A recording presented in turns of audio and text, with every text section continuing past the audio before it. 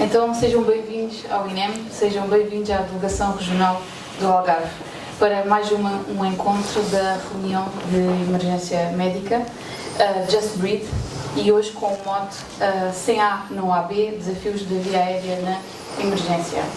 Esta iniciativa terá um período previsto de cerca de 2 horas, sendo composto por 3 mesas, com uma duração média de 40 minutos cada, prevendo-se o seu término por volta das 19 horas. Em cada mesa iremos contar com um palestrante e um moderador, e no final de cada apresentação será aberto um período de 10 minutos para questões dos presentes. Antes de darmos início às respectivas apresentações, passo a palavra ao Dr. Carlos Raposo, responsável operacional da Delegação Regional do Algarve. Dr. Carlos.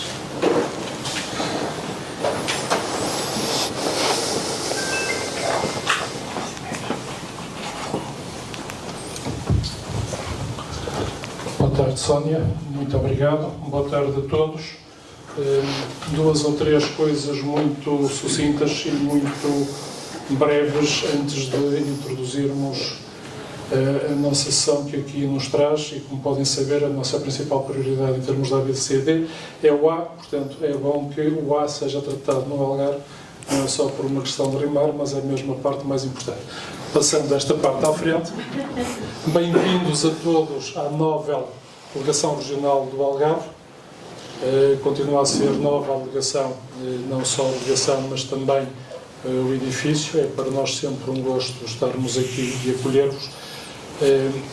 Há um esforço permanente que o INEM vai fazendo ao longo destes anos todos de dotar as suas equipas e de dotar os seus operacionais, quer os próprios, quer os parceiros, com as melhores condições possíveis, nomeadamente em termos de equipamento. E já que estamos a falar de A, destaco a introdução recente dos videolaringoscópios nos meios diferenciados, que são inquestionavelmente um incremento significativo na qualidade do apoio do serviço que nós prestamos às nossas vidas, uma melhoria significativa do cuidado que nós prestamos a quem de nós precisa. Esse é um dos papéis fundamentais do INEM, na minha opinião.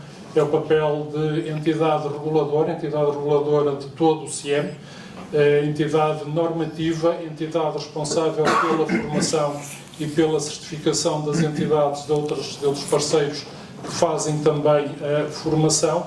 É a nós que nos está isso cometido em termos legais, e é um papel que nós não poderemos nunca, do qual não poderemos nunca abdicar. E se não temos uma capacidade de produção científica ainda que seja relevante, há um papel que nós não podemos de maneira alguma deixar de agarrar com ambas as mãos e de implementar no terreno, que é a adaptação daquilo que são as melhores práticas à nossa realidade. E aqui o papel da entidade normativa e da entidade que elabora as guidelines e as normas de aplicação e as instruções de trabalho e a restante regulamentação para ser utilizada por todo o CIEM. O CIEM é uma entidade muito vasta, tem os nossos parceiros bem-vindos, os parceiros Cruz Vermelha, os bombeiros, os meios próprios do INEM, as CIVs, as AMs, todos os nossos meios, as MES também com a parte de integração hospitalar, o nosso serviço de helicópteros, e toda esta entidade multifacetada é toda ela regulamentada pelo INEM, como nós sabemos. Portanto, em meu nome pessoal, e sem mais delongas, quero agradecer a toda a família do INEM do Algarve, agradecer a todos nós que aqui no dia-a-dia nos vamos esforçando para fazer o nosso melhor, agradecer aos nossos parceiros que connosco colaboram, agradecer também à magnífica pleiade de palestrantes que nos vão certamente ensinar mais alguma coisa, e claramente um voto também de louvor à doutora Ana Margarida Correia pela iniciativa. Esta é a 3ª reunião de emergência médica do ano, mais reuniões deste caráter se seguirão nos próximos tempos. Acho que é uma iniciativa de todo em todo fundamental para assegurar essencialmente a versão do INEM enquanto entidade reguladora enquanto entidade normativa e enquanto entidade diferenciadora na medicalização e na diferenciação do socorro. Muito obrigado, não vos tomo mais tempo. Boa reunião.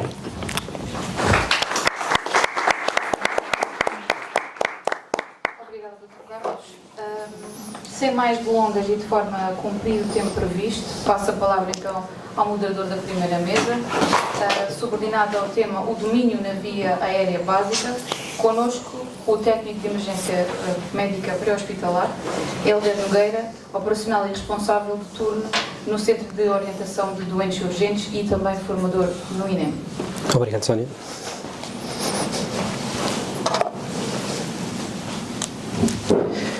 Ora, boa tarde a todos. Antes de mais, sejam bem-vindos a mais uma reunião de emergência médica.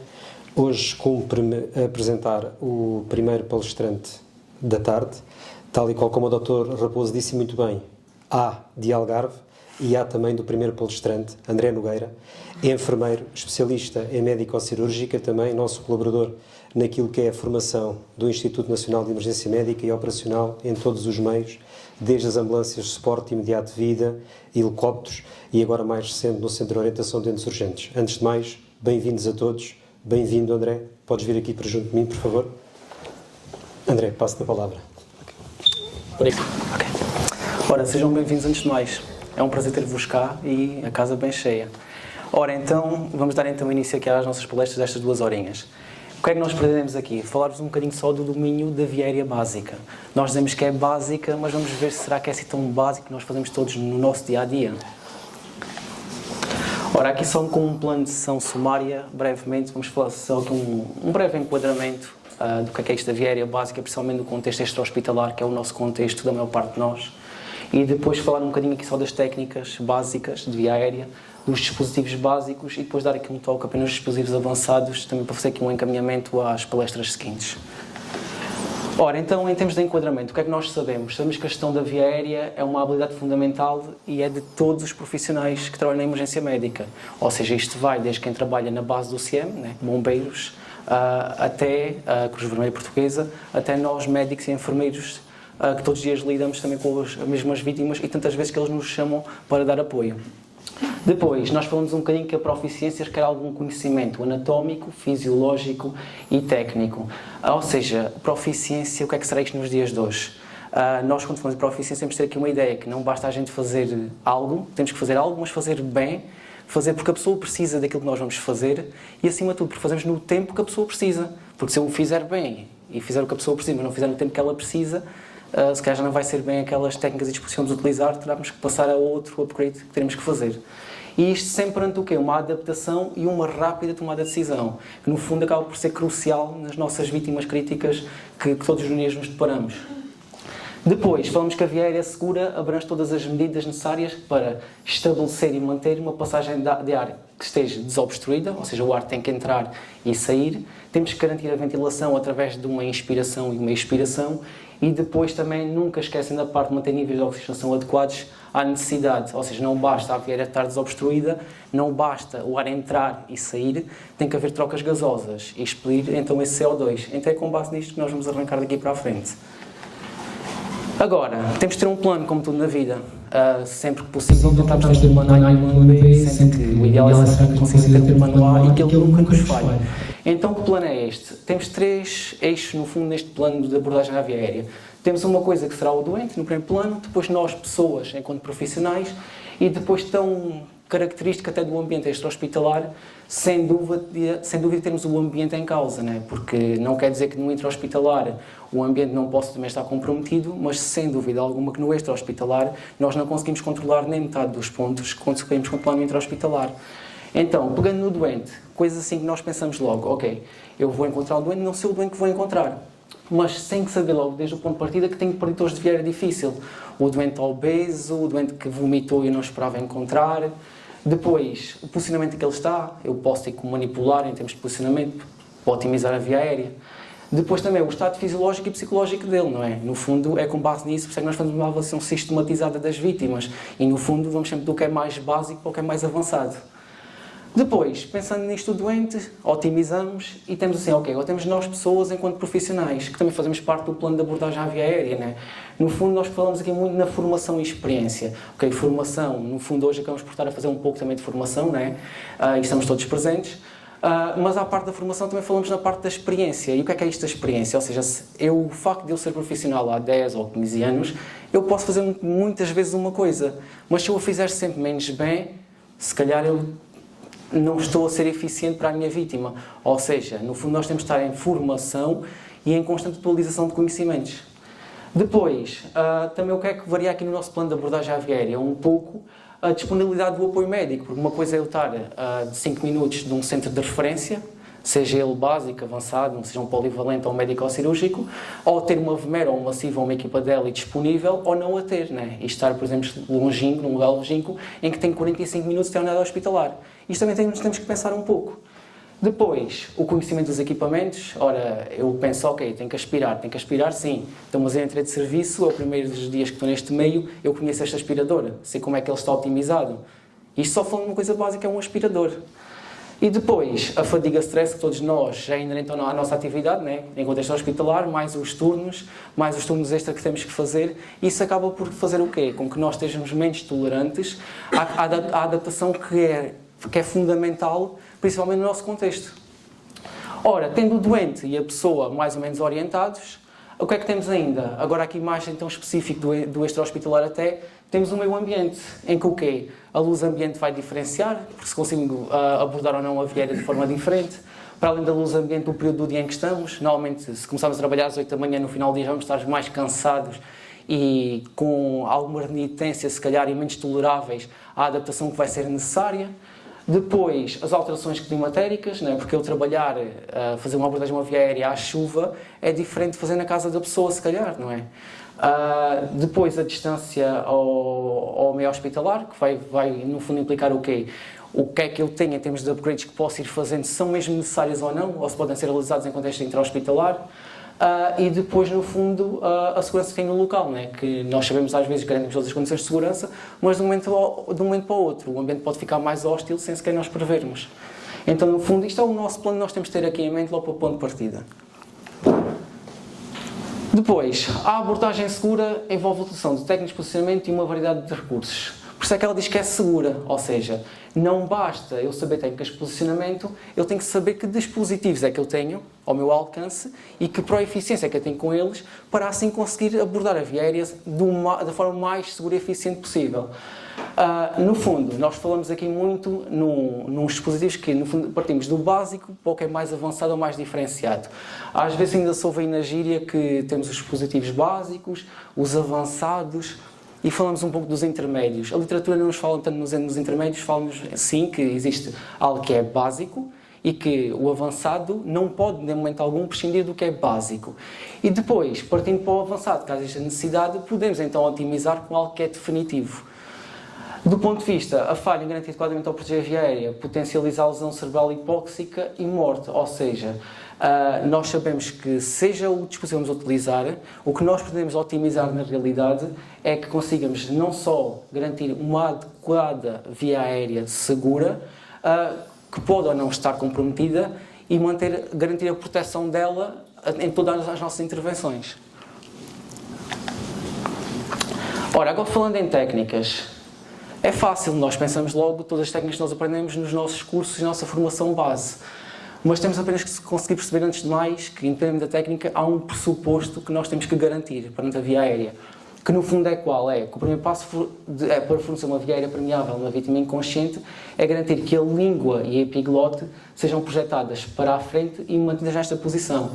É comum ainda nos dias de hoje, quando recorremos a uma literatura, percebermos que ainda continua a estar escrito em alguns manuais mais antigos que a via aérea fica obstruída por a típica queda da língua. No fundo, o que se sabe hoje em dia é que não é a queda da língua em si que provoca uma obstrução da via aérea. O que nós sabemos é que todo o relaxamento de estruturas, principalmente da via aérea superior, esses sim nos vão comprometer a nossa via aérea a ficar comprometida ou não. Nomeadamente o quê? O palato mole e a epiglote. Estas são das duas estruturas mais importantes e estão comprovadas que essas sim, com o relaxamento da vítima inconsciente, comprometem-nos uma via aérea segura. não descurando a parte da língua que está presente, mas não é, digamos, o fator mais preponderante. No fundo, imagens conhecidas por todos nós, não é? Que é fazer a extensão da cabeça e a elevação do mento quando não temos nenhuma contraindicação, no fundo, quando não temos perante uma vítima com suspeito de traumatismo vertebromedular, e depois, caso isso exista, uma suspeita de lesão vertebromedular, então passar para a protusão da mandíbula, não é? Então, o que é que nós aprendemos aqui? Basicamente, nós, com a extensão da cabeça e elevação do mento, vamos conseguir fazer o quê? Fazer uma discreta extensão, chama aqui a atenção que já não falamos daquela mnemónica de hiperextensão, ou seja, fazer uma discreta extensão em que vai projetar-nos a língua para cima e para a frente, e à parte disso conseguimos sim perceber também que vamos ter um canal muito mais permeável, porque não sendo ali visível a epiglote, ela no fundo vai ficar, vai permeabilizar todo o ar que vai ser canalizado a nível da traqueia. Aqui, se nós conseguíssemos ver, íamos ver nesta zona aqui, que seria o palato mole, e esta zona da epiglote, iriam estar permeáveis. No fundo, quando nós fazemos a extensão da cabeça, o que está comprovado é que esta técnica é muito mais eficiente na epiglotização, ou seja, na projeção da epiglote para a frente, do que a nível da queda da língua. Portanto, que há um pressuposto que nós temos que ter. Não podemos pensar que eu vou utilizar um dispositivo básico via aérea, ou seja, vou utilizar um tubo Gödel, e ele por si só vai ser suficiente.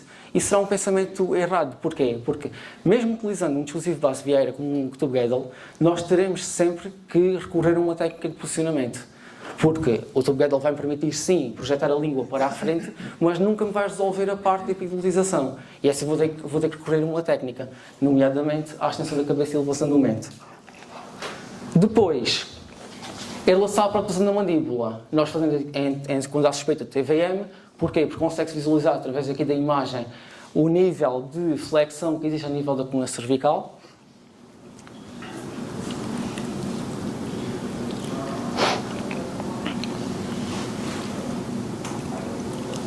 Fazendo com que o quê? Que nós tenhamos que recorrer à técnica de protusão, que é a técnica que vamos ver agora a seguir, que no fundo é com os polegares a nível do zigomático e o indicador em médio a nível do ângulo da mandíbula é projetá-la para a frente e para cima. E como já conseguimos perceber, toda a parte da via aérea superior fica eficazmente permeável. Agora, o que é que a literatura já nos vai falando? Já nos vai dizendo uma coisa, que é verdade que é correto nós fazermos a extensão da cabeça com a elevação do mento, e é verdade que é correto nós fazermos a protusão da mandíbula, mas já nos vão falando que nós conseguimos otimizar isso numa única técnica em si, e que esta é mais eficiente. No fundo é o quê? É fazermos o que eles chamam da técnica da tripla da abordagem da via aérea, que é numa técnica única, combinamos as três técnicas em que fazemos uma discreta extensão da cabeça, depois a protusão da mandíbula e, por último, a abertura da boca. E eu, na posição cefálica do doente, consigo garantir uma via aérea perfeitamente eficaz. No fundo, o que é que se pretende? Como conseguimos ver aqui no vídeo, a primeira técnica é de extensão da cabeça, depois aqui a protusão da mandíbula, e depois, por último, a abertura da boca. E eu, em fração de segundos, consigo dizer que tenho uma via aérea perfeitamente eficaz. Depois, eu posso fazer uma técnica e escolher a melhor técnica que era adequada às circunstâncias da vítima, mas poderei ter que a posicionar também. E então, o que é que nós temos? Aqui existe um leque de técnicas que podemos recorrer. O que interessa enquanto profissional é ter em mente que tem que olhar para a pessoa e tem que a mobilizar para otimizar da forma mais possível dentro do que consigo, neste caso, no mesmo momento extra-hospitalar, que muitas vezes quer que nós tenhamos que adaptar as técnicas, mas que eu consiga fazer o quê? No fundo, independentemente de a posição ser a posição de sniffing, ou da RAM position, ou de um fuller, ou de um spin fuller, ou 90 graus, o que nós conseguimos descrever é que sempre que eu conseguir manter o pavilhão auricular acima da linha média do ombro, que é como nós conseguimos ver nestas posições, a partir vou conseguir uma melhor permeabilização da via aérea, está bem? E claro que teremos que avaliar, isto pelo menos é o que nos diz a ciência, que eu cumprindo estes ângulos, a partir vou conseguir otimizar algo. E ter em mente o quê? Que não basta fazer uma técnica, o posicionamento também, para além dos meios adjuvantes, podem ser eficientes. Depois, não esquecem também das crianças, nós abordamos desde o nascimento até à fase adulta, que teremos também sempre que olhar para a criança e pensar como é que eu vou conseguir otimizar esta via aérea, que vai depender da idade da criança, mas o que sabemos é que quanto mais pequena for a criança, maior será o tamanho da cabeça em proporção à restante parte do corpo, e que nós temos que otimizar todo o dorso, as omoplatas, com alguns dispositivos que permitam fazer a elevação do dorso para conseguir diminuir ao máximo possível a flexão que é feita juntamente com o tórax. E pronto, aqui falámos um bocadinho só nas técnicas, ficando já aqui na ideia que fazendo uma técnica tripla de via aérea está descrito nos dias de hoje que é mais eficiente a abordagem. E já vamos ver mais à frente onde é que ela nos poderá facilitar quando fizermos um upgrade para os dispositivos avançados. Agora, falando em dispositivos básicos, ora, o que é que nós sabemos? Isto é um estudo que foi feito na Nova Zelândia, sabemos que eles fazem falta. Isso sabemos. E sabemos que nós às vezes dizemos assim, mas eles são básicos, eu preciso sim de uma CIV, de uma VMware, de um Heli, para partir para algo avançado. Mas mesmo que se parta para algo avançado ou definitivo, os básicos têm que estar presentes. Então, se nós formos ver os 3 principais dispositivos em 4.592 doentes críticos que foram abordados, conseguimos perceber que nestes 4.000, eles sofreram 7.769 intervenções, sendo que as 3 principais intervenções que foram oferecidas foi um dispositivo orofaríngeo, um nasofaríngeo e depois, já entrando aqui mais, num dispositivo avançado que é uma máscara laríngea. Mas pelo menos o dispositivo orofaríngeo e nasofaríngeo estiveram presentes. Eles nunca foram descurados, mesmo tendo que partir para algo mais avançado. No fundo, antes da gente falar aqui um bocadinho nos dispositivos básicos, importa termos uma coisa em mente. Recordando novamente o quê? Que é aquele plano que nós falámos, que é, temos a pessoa, o meio ambiente e temos o doente. Então, olhando para o doente, o tal conhecimento também que falámos aqui, que é anatómico, é técnico e é fisiológico. Porquê? Porque eu sei que, independente do dispositivo que eu vou escolher, eu tenho que perceber como é que ele funciona, como é que ele atua na vida real.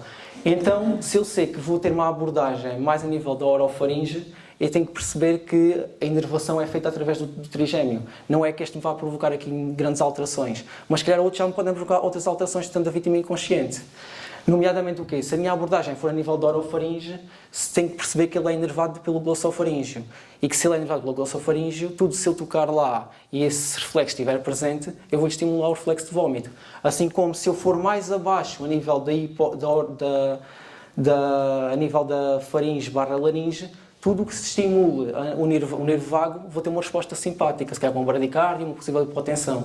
Eu tenho que perceber muito bem isto e já vamos ver onde é que isto é fundamental nós percebermos na escolha do dispositivo. Ora, dispositivos básicos, penso que do conhecimento de todos nós, os tubos orofaríngeos, nasofaríngeos, a aspiração, a máscara facial e o insuflador manual. Agora, recorrendo aqui individualmente a cada um assim muito breve, nós pensamos assim, ok, o aspirador é um dispositivo básico. É. E agora, se eu perguntasse, nós testamos todos os dias?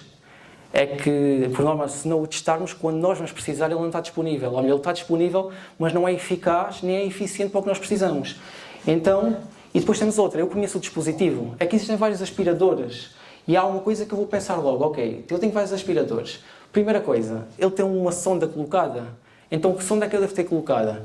Então, de uma forma assim mais eficiente, se a vítima for crítica, precisa de uma via aérea permeável e tem sangue, vómito, álcool que tem que aspirar, se eu tiver uma sonda Yankauer rígida logo conectada, eu consigo ser o mais eficiente possível. Porquê? Porque é uma sonda que é muito mais eficiente em termos de aspiração, não só de conteúdo, como de volume. Só que depois penso, ok, fico descansado porque tenho um tubo, uma sonda Yankauer disponível e está conectado ao aspirador. E a seguir, não conheço o equipamento, vou passar por uma sonda flexível e passo por uma sonda, por exemplo, destas. E a seguir quero conectar à extremidade do tubo de aspiração e começo a perceber, ok, então mas agora para aspirar eu tenho que ter um controlador digital. Onde é que está? Onde é que está? Não tenho.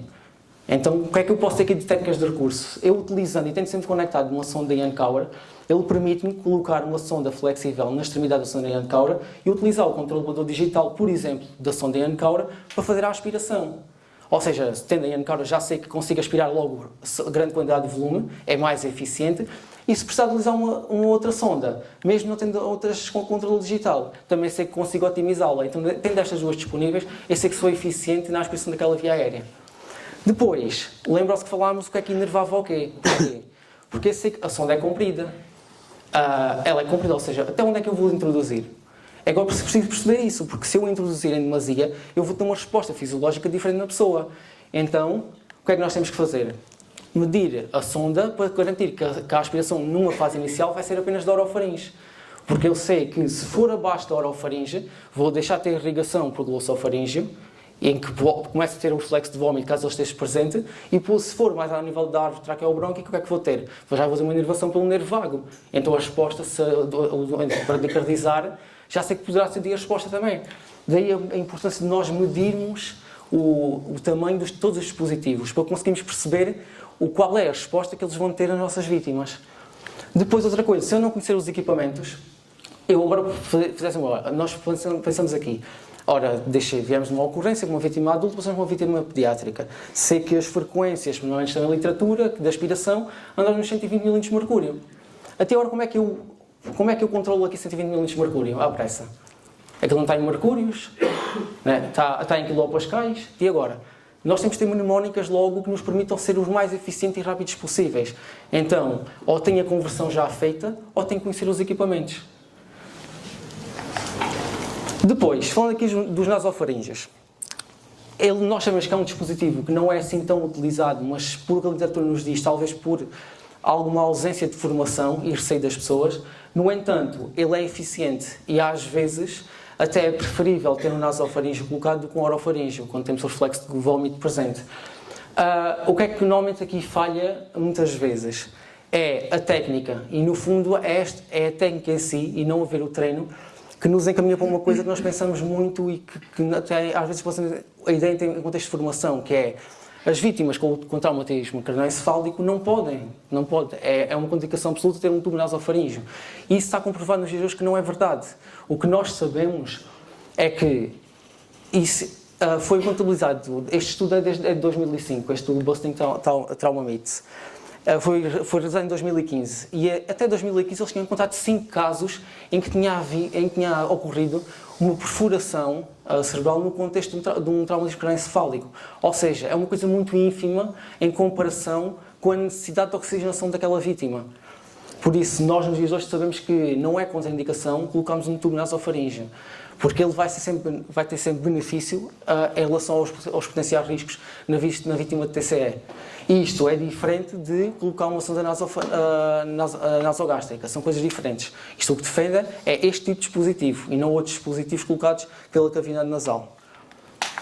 Depois, quando nós falamos em tubos orofaríngeos, pelo menos de alguma prática que vou ter no dia-a-dia, às vezes fica assim um pouco baralhado, porque eu chego ao local da ocorrência e sou team leader, abordo a via aérea, rapidamente na posição cefálica, e penso, ok, preciso de um tubo Guedel. E alguém levanta da mala e joga um tubo Guedel.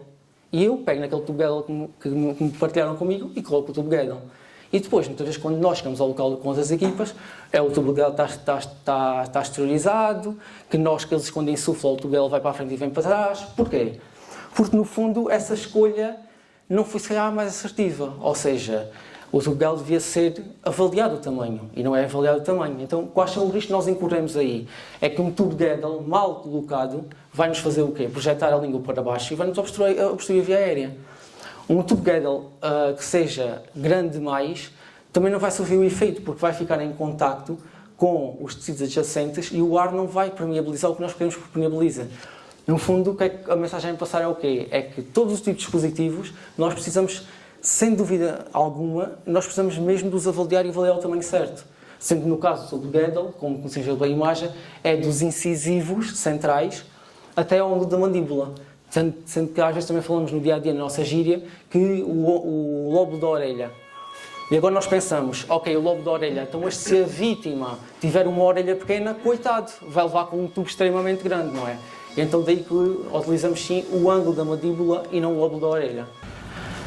Depois, por último, do insuflador manual, o que é que nós sabemos? Sabemos que, já percebemos que ele tem que ser utilizado com 2 mãos, com o filtro, com o reservatório de FIDO2. No fundo, o reservatório adulto tem mais ou menos, aproximadamente, segundo os fabricantes, entre 1200 a 1600 ml de volume, é o que ele leva. Ora, se eu o apertar com 2 mãos, o fabricante já me diz que estou a dar 900 ml de volume. Será que é isto que as nossas vítimas precisam? Será que isso nos vai a gravar algo nas nossas vítimas. Então o que nós sabemos é que, não havendo patologias associadas, um volume corrente de 6 a 8 ml por quilo, por exemplo, num indivíduo de 70 kg, conseguimos perceber que ele precisa de 560 ml. Então, se calhar eu ventilar com uma mão é mais do que suficiente e não preciso ventilar com 2 mãos. No entanto, nós quando ventilamos não é só ar e pressão que entra, também temos um ritmo que temos que incutir à ventilação que nós estamos a fazer, não é? Então eu sei que sabendo, partindo para um volume minuto, por exemplo, consigo perceber que se eu utilizar um volume minuto, por exemplo, se eu utilizar uma frequência respiratória entre 10, né, que nós estamos andando entre os 10 a 12 ciclos ventilatórios por minuto, eu fazendo a conta em que ventilo 10 vezes num minuto, e isto fazendo com uma mão, nem sequer vamos partir para 2 mãos, eu consigo perceber que tenho um volume minuto perfeitamente adaptado aos 70 kg da minha vítima, à partida. No entanto, se eu agora hiperventilar, ou seja, eu aumentar a frequência com que ventilo a minha vítima, que é algo até habitual nos dias de hoje, é facilmente quem está na ventilação descura a ventilação ou está atento a tudo o que está a passar à volta, eu facilmente parto de 10 ciclos ventilatórios que estou a fazer por minuto para 20, 20 e tal. Então vejam lá, se com uma mão, quanto é que nós iríamos ter de volumes? E ser volumes muito superiores. Ou seja, já estou a aumentar o risco de regurgitação, caso exista algum conteúdo gástrico, né? Estou a aumentar não só um possível barotrauma, como volume ao trauma nas nossas vítimas. Ora, falámos no que é básico e agora terminando, falando só um bocadinho do que é avançado. Avançado, como falámos há pouco, não existe bem aquilo que termo intermédio, ou seja, nós sabemos sim que o que existe é algo que é definitivo e algo que é não definitivo, sendo que não definitivo será sempre todos os dispositivos que sirvam para abordar uma via aérea que fiquem acima da glote, ou seja, na fase distal da laringe. Esse aqui é não definitivo. Quando é que ele passa a ser definitivo? Quando é algo que é introduzido em que entra precisamente a nível da cartilagem já de traqueia. E aí esse aqui passo de algo que é não definitivo para algo que é definitivo. Isto importa porquê? Porque dentro do que é não definitivo é onde nós temos os dispositivos que nós chamamos de supraglóticos, no fundo porquê? Porque estão acima da glote. Que dispositivos é que nós temos assim mais usuais, sendo que isto tem vários, os mais usuais que temos nos dias de hoje é as conhecidas máscaras laríngeas, o tubo laríngeo e o combitubo, sendo que em Portugal, na nossa prática diária, os que temos são os primeiros 2, a máscara laríngea e o tubo laríngeo. Ora, o que é que nós conseguimos perceber? Em que entre estes dois há diferenças. Que diferenças são essas? É que eu consigo perceber facilmente que a máscara laríngea, sem dúvida alguma, está associada a muito menos complicações do que o tubo laríngeo, porque é muito mais eficiente a colocação, permite ventilar e com muito menos complicações. Depois, ora, é o dispositivo que nós mais temos, mas sabemos que existem várias gerações. Sendo que ela, tendo ou não tendo cuff, ela é na mesma segunda geração. Ou seja, uma AIGEL é a segunda geração, uma máscara normal, como nós vimos aqui, mesmo com o cuff, acaba na mesma por ser segunda geração. O que é que nós sabemos? Que ela é de fácil utilização e que com pouco treino temos elevada eficiência. Algo, por exemplo, com os tubos laríneos já não se passa tanto, que requer algo que requer mais treino. Depois, sabemos que permite-nos colocar uma sonda nasogástrica, e se estivermos a falar dos dispositivos que são as máscaras AIGEL, temos de ter uma intenção uma coisa, eu vou conseguir esvaziar aquele estômago para otimizar se calhar a minha ventilação, mas não vou conseguir tirar grande quantidade de estômago de conteúdo, porquê? Porque o dispositivo, mesmo sendo do tamanho 5, apenas vai me permitir ter uma sonda de 14 CREs, sendo que se for um dispositivo 3 ou 4, apenas consigo pôr uma sonda de 12 CREs. O calibre é bastante inferior, sendo que o normal é de um 16 a um 18 no adulto, para conseguir remover algum conteúdo gástrico. Depois, sei que em termos de pressões da via aérea, ela vai-me otimizar e até previne o barotrauma. Porquê? Porque aqui já é algo que ela me limita. É que eu sei que não posso ultrapassar as pressões da via aérea que vão entre os 20 aos 40 cm de água, enquanto com o meio outra já posso, caso haja necessidade. Sendo que os 40 cm de água é apenas para as máscaras AIGEL, sendo que se ela tiver curve, não deve ser ultrapassado dos 20 a 25 cm. Depois, como tem um circuito fechado, permite-me fazer uma coisa fundamental, que é colocar um capnógrafo e conseguir medir uma capnografia ou uma capnometria. Exposto isto, e agora pegando nas manobras que nós falámos anteriormente, que falámos que a técnica até de eleição seria a técnica de abordagem tripla da via aérea, o que até já está descrito nos dias de hoje, que até vem contrariar um pouco o fabricante das máscaras AIGEL, é que a técnica tripla de abordagem da via aérea é mais eficiente para a aplicação da máscara laríngea do que apenas a extensão da cabeça e a elevação do momento, que é o que o próprio fabricante indica. Então o que é que nós sabemos? Sabemos que na primeira tentativa o grupo triplo é aquele que foi aplicado à técnica tripla, à abordagem das 3 técnicas de via aérea. Sabemos que Com a primeira inserção é muito mais eficiente, ou seja, não há necessidade de ir a segundas e terceiras tentativas, e sabemos que tem muito menos complicações utilizando essa técnica do que a habitual elevação da cabeça e do mento.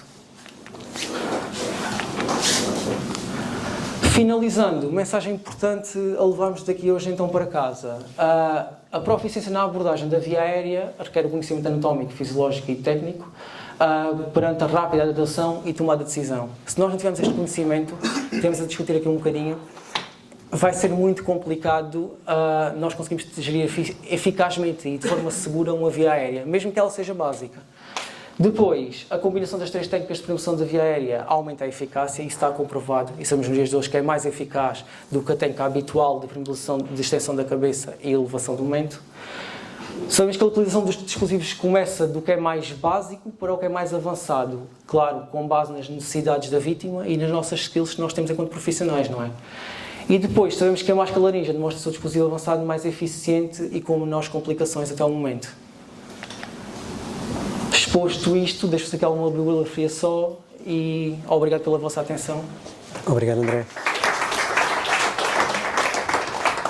Dr. Bruno Santos, neumologista na Unidade de Saúde Local do Algarve, coordenador e operacional da Cultura Médica de Emergência de Transformação de Parque e Alfeira.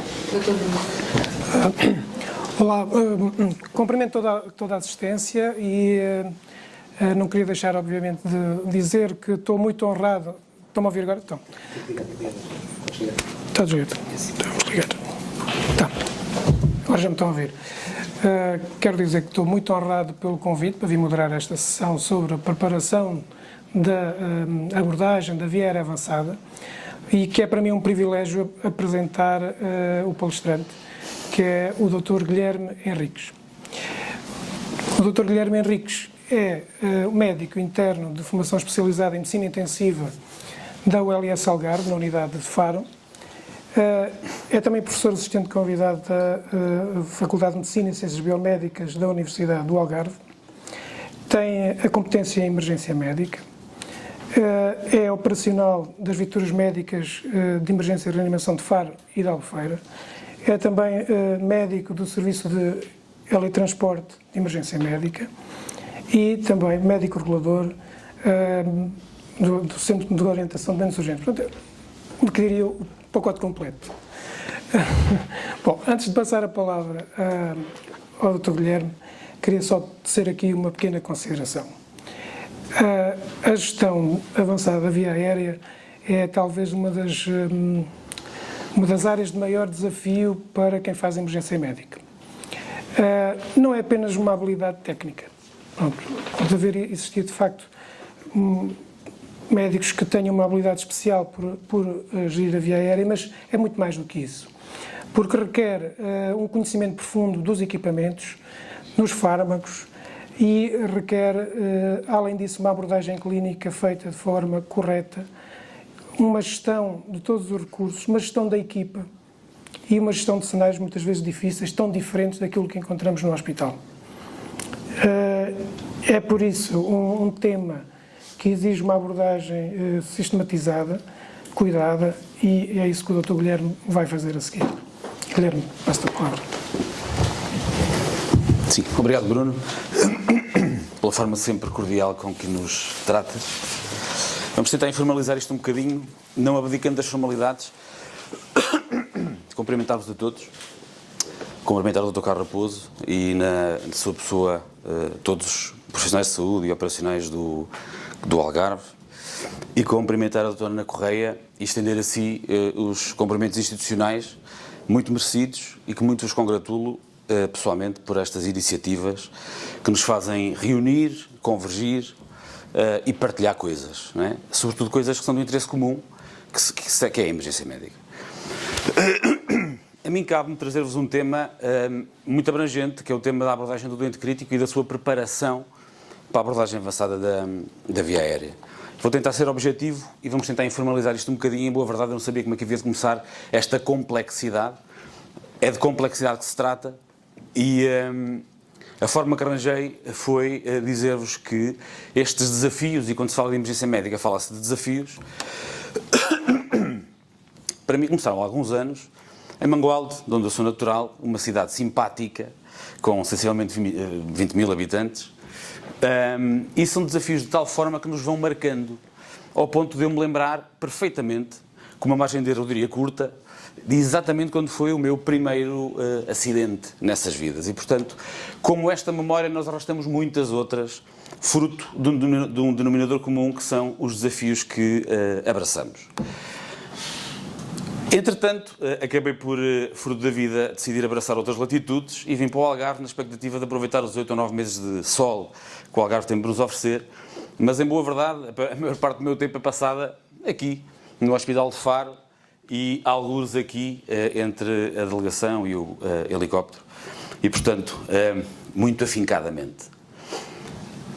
Dizia-vos eu que falar de doente crítico é falar de desafio hemodinâmico e desafio do A e B, que é aquilo que nos traz cá, concretamente, o desafio da via aérea. São muitas as situações, seja em contexto pré-hospitalar, seja em contexto hospitalar, que nós encaramos todos os dias para a abordagem da via aérea. Fora de portas e ambientes não controlados, eu diria que é provavelmente dos maiores desafios, se não o maior, a técnica mais arriscada que provavelmente nós acabamos por fazer, fora de portas e ambientes não controlados, e que muitas vezes até nós, face felizmente ao facto da grande maioria delas ser bem sucedida, desvalorizamos um bocadinho os problemas que elas nos podem trazer. E, portanto, a minha intervenção aqui é no sentido de nos arranjar estratégias para que isso seja, de alguma forma, colmatado, criar algum método, ou revisitar algum método, para que as coisas não nos escapem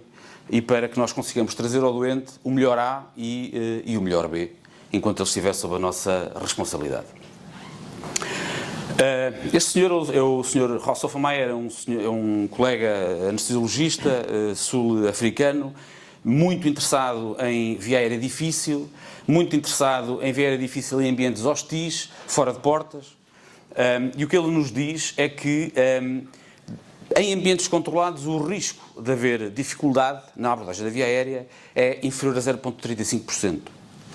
Quando saímos das paredes controladas do bloco operatório, isso aumenta exponencialmente. E aumenta aumenta na razão de 20% a 30%. Portanto, nós conseguimos ter, ou prever, e os estudos é isso que nos dizem, um aumento em nada desprezível dos contratempos que encontramos quando abordamos a via aérea, por variedíssimas razões, eu diria por todas, seja por questões anatómicas, por questões de cedanalgia, por questões traumáticas, enfim, por todas as razões.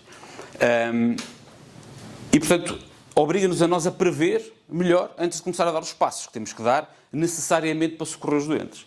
Portanto, um deles é, efetivamente, e é que nós muitas vezes desvalorizamos, mas que até em contexto pré-hospitalar é provavelmente aquele que mais nos deparamos, que é o posicionamento do doente. Não é? Seja porque o doente tem posicionamentos pouco ergonómicos, face à circunstância, seja porque é um doente de trauma e nos obriga a ter outras preocupações na sua abordagem e, portanto, são fatores com um impacto muito relevante naquilo que é a abordagem da via aérea. Quando eles todos se reúnem, temos problemas e, portanto, o objetivo é nós não chegarmos ao caos, em boa verdade. Para isso, eu dividi aqui aquilo que se refere à preparação do doente em 4 pilares fundamentais. A preparação propriamente do doente, a preparação do equipamento que nós vamos precisar para os passos que vamos dar a seguir, a preparação da equipa, não menos importante, e depois a preparação da antecipação, ou seja, a preparação para a dificuldade. Quando falamos na preparação do paciente, nós vamos querer manter princípios fundamentais, que é a oxigenação e a ventilação do doente. Eu diria, numa fase mais precoce, sobretudo a oxigenação. A ventilação depois a gente corrige logo a seguir se houver essa necessidade, mas a oxigenação nós muitas vezes não temos tempo. E, portanto, nem tempo, nem reserva do doente para conseguirmos ter tempo de trabalhar. E para isso temos que o pré-oxigenar, seja de que forma for. Há várias formas disso acontecer. O André, de uma forma brilhante e esclarecedora, acabou por nos trazer a maior parte delas. O que nós queremos, no fundo, é desnitrogenar o doente. Ou seja, o que eu quero dizer com isto é ganhar reserva, oxigenar ao máximo, aproveitar toda aquela que é a reserva fisiológica e respiratória do doente, para nós conseguirmos ter mais tempo e com mais calma abordarmos a via aérea. Para isso temos várias formas de o fazer, seja o mais comum por via do insuflador manual, seja por outras vias, que em contexto pré-hospitalar nós efetivamente não temos, mas temos em contexto hospitalar, seja por ventilação mecânica não invasiva, seja por mecanismos de alto fluxo. Portanto, são tudo formas que nós podemos e devemos utilizar face às circunstâncias para pré-oxigenar, para desnitrogenar adequadamente o doente. E também, relacionado com isto, a forma e a estratégia ventilatória do doente. Quero dizer com isto que a maior parte dos doentes que nós ventilamos na rua, para não dizer que são todos, a estratégia passará por uma indução de sequência rápida. E, portanto, isso obriga-nos a não ventilar o doente. E não significa que nós não o pré-oxigenemos. Não significa que nós não o desnitrogenemos. Temos que o fazer. Agora, temos é que utilizar estratégias e mecanismos diferentes. Depois, a posição do doente, já falámos sobre ela, não é? Qual é a melhor posição do doente para que a técnica corra bem à primeira? E essa é a mensagem. Nós temos que preparar tudo para que a primeira seja a melhor oportunidade de ventilar aquele doente, de intubar e de ventilar aquele doente. Tudo aquilo que nós possamos fazer a seguir já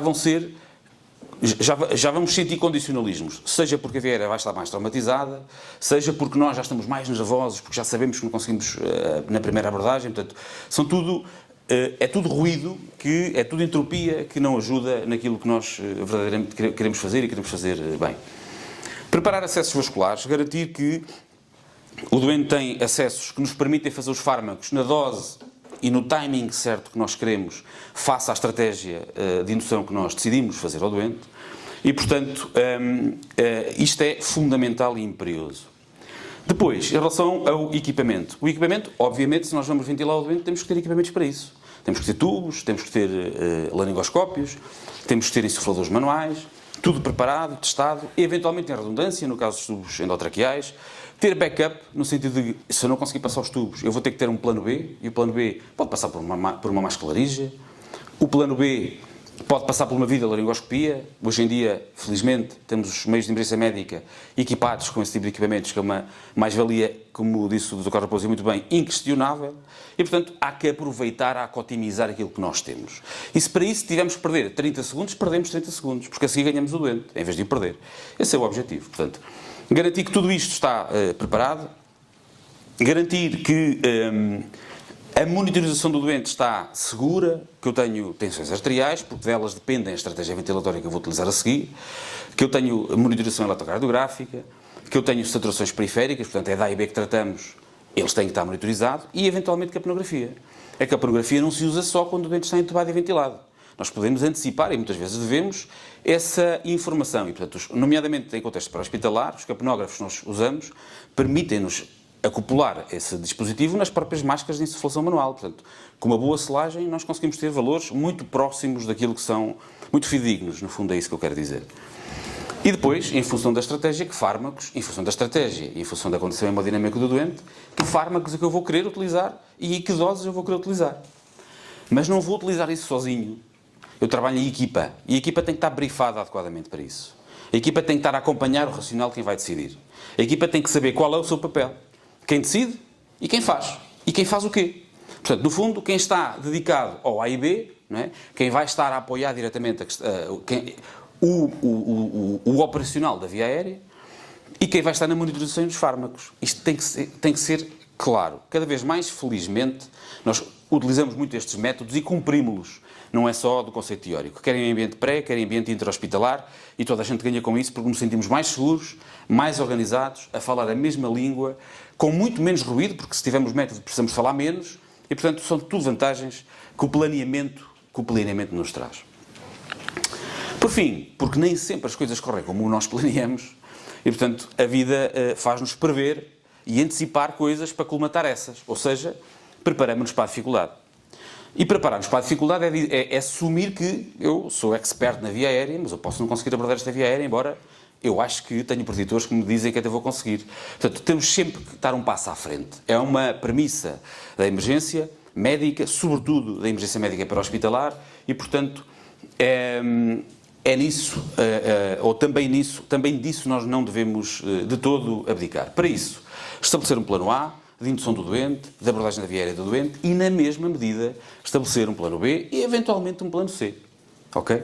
Porque nós podemos ter a necessidade de recorrer a vários planos para conseguir atingir aquilo que nós queremos, que é oxigenar numa primeira fase o doente e ventilá-lo por consequência disso.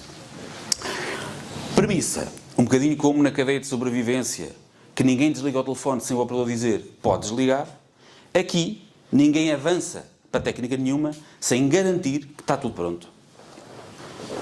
Sob o risco de nós darmos passos maior que a perna e depois andarmos todos nervosos e a correr. Há várias estratégias, há vários acrónimos que nos ajudarão a identificar, distinguir, dissipar essas dúvidas, nomeadamente nas vias aéreas mais complicadas. Eu trago-vos um exemplo de outros que existem, mas que é um exemplo fácil de nós termos na cabeça, para quando olhamos para alguém percebermos assim muito rapidamente que preditores de via aérea difícil eu vou encontrar. Obviamente que à medida que vamos aumentando a diferenciação poderemos utilizar outros, mas o Lehmann é uma boa nomenclatura para isso. Em primeira instância nós olharmos para o doente e perceber, ok, que doente é que eu tenho aqui? Eu tenho o doente com um fenótipo normal, eu tenho um doente mais obeso, eu tenho um doente mais alto, tenho um pescoço mais baixo, mais curto, mais gordinho, ou não. Ou, aparentemente, aquele pescoço não me foge muito da média e, portanto, não me vou preocupar muito. Esta é uma primeira visualização do doente. Depois, uma avaliação um bocadinho mais concreta e nós acabamos por assumir um bocadinho mais hands-on, que é a avaliação de três aspectos rápidos e importantes. Primeiro, a abertura dos incisivos. Se eu conseguir ter pelo menos 3 dedos, desde um adulto, obviamente, na abertura dos incisivos é um bom indicador. Se eu não conseguir, devem começar a soar alguns alarmes na minha cabeça. Da mesma forma, 3 dedos entre a palpação do ocioide e o mento.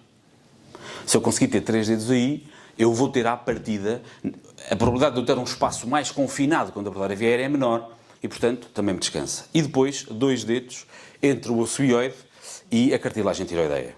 Se eu conseguir cumprir pelo menos isto, significa que, aparentemente, sob este ponto de vista daquilo que diz respeito à abertura da boca do doente e ao espaço que eu vou encontrar quando o abordar, estarei um bocadinho mais à vontade.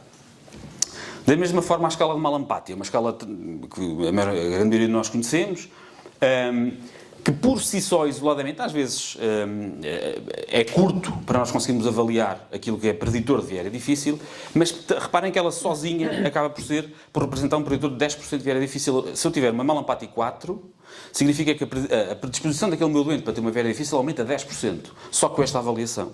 Portanto, são passos simples que nós podemos 10 segundos olhar para o doente e que nos ajudam a preparar e a preparar. Esse é o objetivo. Depois, o O do Lehmann diz respeito à obstrução. Obstrução de coisas que nós possamos não ter visto na primeira observação.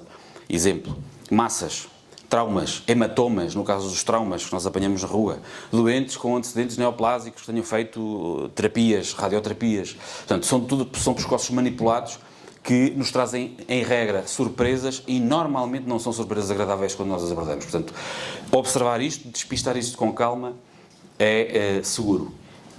E, por fim, a extensão do pescoço.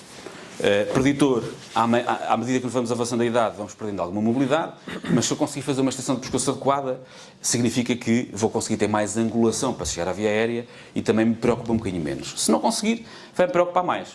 Há outras escalas e há outras medidas no que diz respeito a isto. Recentemente, há um par de anos a esta parte, utiliza-se muito a protusão mandibular, portanto, a mordedura do lábio superior, dito isto em português, em inglês acaba sempre por ser mais bonito, mas em português é isto, no fundo é fazer protusão mandíbula, pedir ao doente que consiga fazer protusão da mandíbula e tentar morder o lábio superior. Se ele conseguir fazer isto, significa que tem alguma mobilidade na mandíbula e que me vai permitir puxar quando eu lhe fizer a laringoscopia e, portanto, vai-me facilitar a vida na abordagem da via aérea.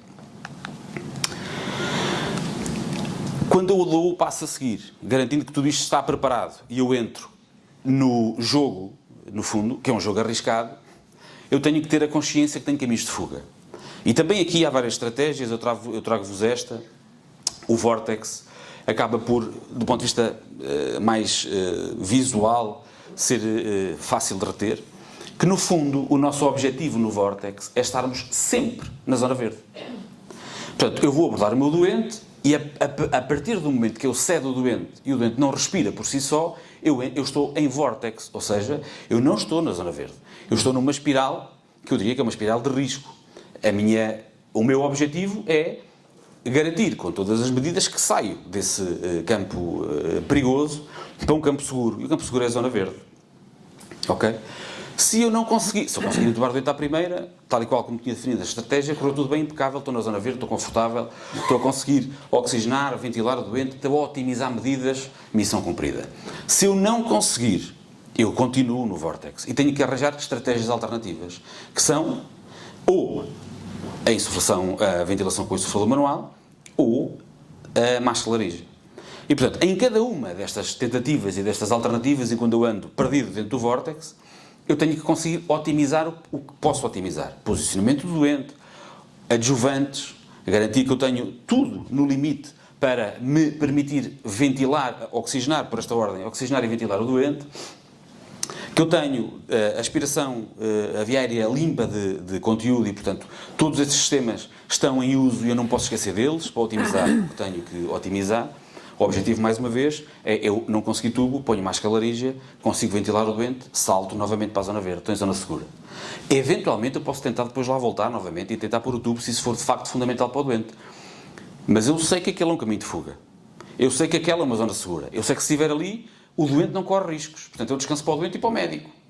Não é? Portanto, é ali que nós queremos estar. Se tudo isto evoluir, nós acabamos por ter que ir descendo no vórtex, ir aumentando o risco e, portanto, temos que equacionar outras medidas. E enquanto equacionamos outras medidas, continuamos a otimizar estas. Nós não perdemos o foco. Nós não vamos perder o nosso racional. O vórtex é uma estratégia para nós mantermos a calma e dizer, ok, eu tenho aqui pelo menos 3 caminhos de fuga que me permitem garantir que isto que eu estou a fazer vai ser benéfico para o doente e em nenhum momento eu o vou prejudicar. Então, isso tem que nos ajudar a descansar um bocadinho. Portanto, porque à medida que nós nos vamos deixando envolver mais pelo stress, tudo aquilo que vamos fazer subsequencialmente certamente não terá o mesmo efeito. Isto para vos dizer que se nada disto funcionar, isto é possível que aconteça, não é inédito, infelizmente, podemos ter que chegar à viária cirúrgica, que é, eu diria, a última linha para nós conseguirmos ter acesso à oxigenação e à ventilação desse doente. Com isto, poderia fazer já a ponte para o meu caro amigo Daniel, mas farei, já vais, deixa-me só falar de mais uma coisa, daquilo que são os fármacos mais comuns, mais frequentes, que nós utilizamos nestes contextos, particularmente na emergência pré-hospitalar. Dividir isto um bocadinho pelas etapas que deve ser, e, portanto, a analgesia do doente, a sedação do doente e depois a coralização do doente. Que fármacos temos disponíveis, como é que os devemos utilizar? Em boa verdade, sabemos que a abordagem dos doentes deve obedecer a esta regra e, portanto, opioide forte. Para vocês terem ideia, a laringoscopia nos doentes dói imenso. Os estudos dizem-nos que a laringoscopia num doente mal analgesiado e mal sedado, a dor é equivalente à dor cirúrgica. E, portanto, isto importa mesmo. Mas, se eu conseguir analgesiar bem o doente, eu poupo, muitas vezes, a necessidade de ter que o sedar mais. Ou seja, a maior parte dos sedativos que nós temos disponíveis são cardiodepressores. E se eu apanho um doente instável, e se lhe vou dar um fármaco que o vai pôr mais instável, o doente corre riscos e eu também fico muito mais aflito. Portanto, estas coisas têm que tender, como tudo na vida, têm que tender para o equilíbrio e os fármacos não é exceção. O opioide forte, o mais frequente que nós utilizamos é o fentanil. As doses que utilizamos para estas vidas das induções são 2 a 3 microgramas por quilo e, portanto, mensagem importante em relação a este fármaco concretamente. Não nos interessa, mesmo em contexto de sequência rápida, que nós sintamos a necessidade dos fármacos todos de uma vez e tudo a correr e assim que os fármacos entram eu vou fazer a laringoscopia ao doente. Isso não ajuda nada. Os fármacos têm formas de atuação, têm tempos de atuação, têm dinâmicas de atuação e, portanto, nós temos que saber respeitar isso para tirar o melhor usufruto do fármaco. O fentanil tem um pico de ação aos 3 minutos e, portanto, nós vamos ter que esperar 3 minutos, se fizermos fentanil, para ter a certeza que o efeito que eu quero está a ser empregado no doente. Ok? Portanto, se nos falta um bocadinho melhor, a gente respira antes de pôr o doente a respirar. Esperamos nós. Faz bem. Depois, ketamina, um fármaco emergente. Nos últimos anos tem-se falado muito da ketamina. Um fármaco muito bom para muitas coisas. Com a vantagem dele ser analgésico e ser sedativo. É um fármaco que nós utilizamos também com frequência. que produz um tipo de anestesia diferente e se for usado mal, também nós nos vamos assustar um bocadinho e vamos achar que o doente está noutra dimensão. E não achamos mal, estará mesmo. Portanto, estas coisas têm que ser, mais uma vez, com medidas e equilibradas com outros fármacos, ok? Outros fármacos, um deles eu trago-vos aqui, embora não seja um sedativo by the book, que é o midazolam. Já não se induzem doentes com midazolam. O midazolam serve para nós sedarmos o doente com sedações ligeiras, não é? E eventualmente para equilibrar estes efeitos secundários que a ketamina nos pode trazer. E, portanto, é para isso que ele serve. E, no fundo, nós temos-lo disponível, é um fármaco útil em muitas circunstâncias. Acabei também por o colocar aqui, para nós termos essa, enfim, documentado de alguma forma. Indutores, fundamentalmente o Propofol, etomidato, é outra opção. Handicap de um versus o outro. O Propofol é muito mais utilizado, tem efeitos secundários, o mais conhecido é o facto de eles nos causarem um bocadinho mais hipotensão, portanto é cardiodepressor, mas tem um efeito muito interessante nos doentes que nós apanhamos na rua, nos acidentados, que é neuroprotetor e, portanto, deve ser sempre a nossa primeira escolha, assim o doente de uma sistema dinâmico nos permite. O etomidato é uma alternativa, sobretudo porque não provoca este efeito cardiodepressor e, portanto, na dose de 0,3 mg/kg, que é a dose que deve ser indicada para o etomidato, nós conseguimos um bom grau de sedação sem esse rabato hemodinâmico e com alguns efeitos secundários que não são desprezíveis, mas que não são desprezíveis em doses muito altas e, portanto, as doses que nós utilizamos uma vez para induzir o doente, enfim, são releváveis de alguma maneira. Até porque depois disso nós vamos acabar por ter fármacos que já preparámos quando falámos atrás para continuar a sedação do doente e, naturalmente, aí não será o etomidato. Terminamos com os relaxantes musculares. O mais frequente que nós usámos durante muitos anos o Vecuronium, hoje em dia já não existe, usamos o Rocuronium por várias razões, versus a succinilcolina. Temos os dois disponíveis, a verdade. O Rocuronium, quais são as vantagens? Tem menos efeitos secundários. Portanto, tem menos reações alérgicas e tem outra coisa muito importante, tem antídoto. Ok? Coisa que a succinilcolina não tem. Portanto, em relação às doses, não vou estar a amassar-vos com isso, ou seja, facilmente é consultável.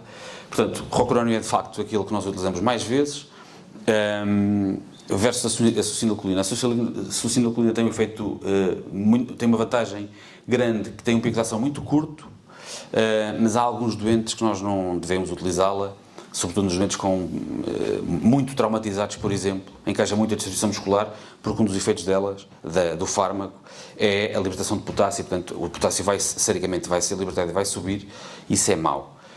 Exemplo concreto também na rua dos nossos doentes que apanhamos por aí nos queimados. São doentes em que normalmente não está propriamente contraindicado o uso da succinilcolina e, portanto, mais uma vez, o Rocuronium.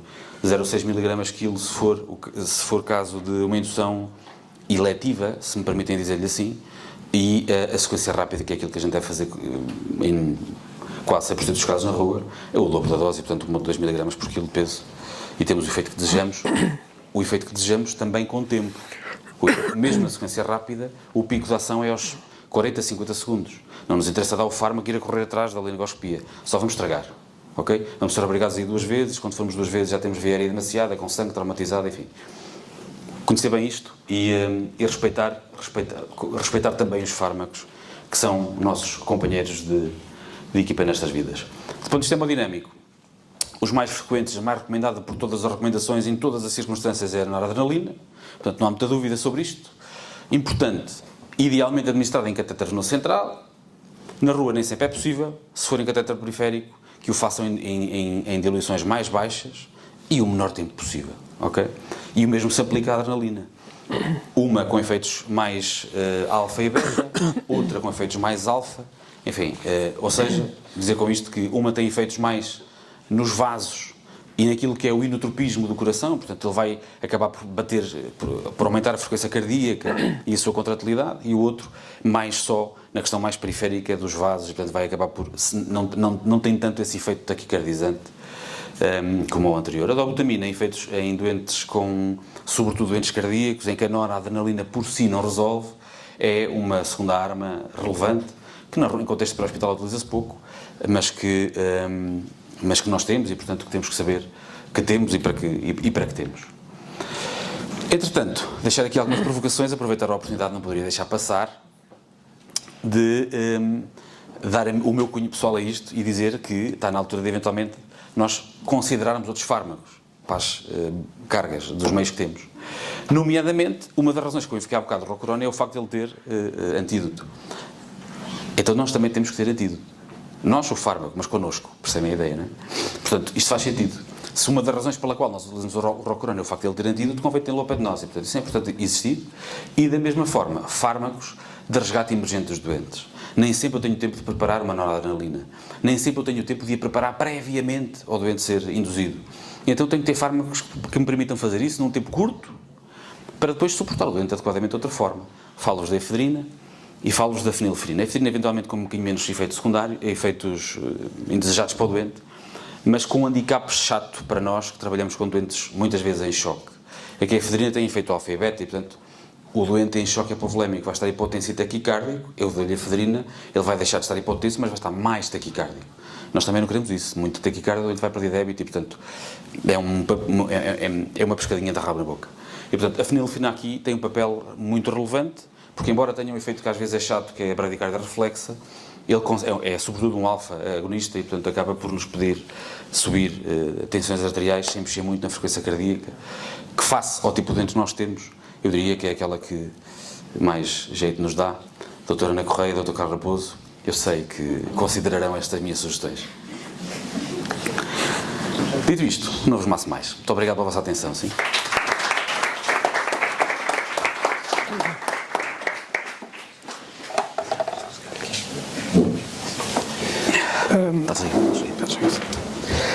Muito obrigado, Guilherme.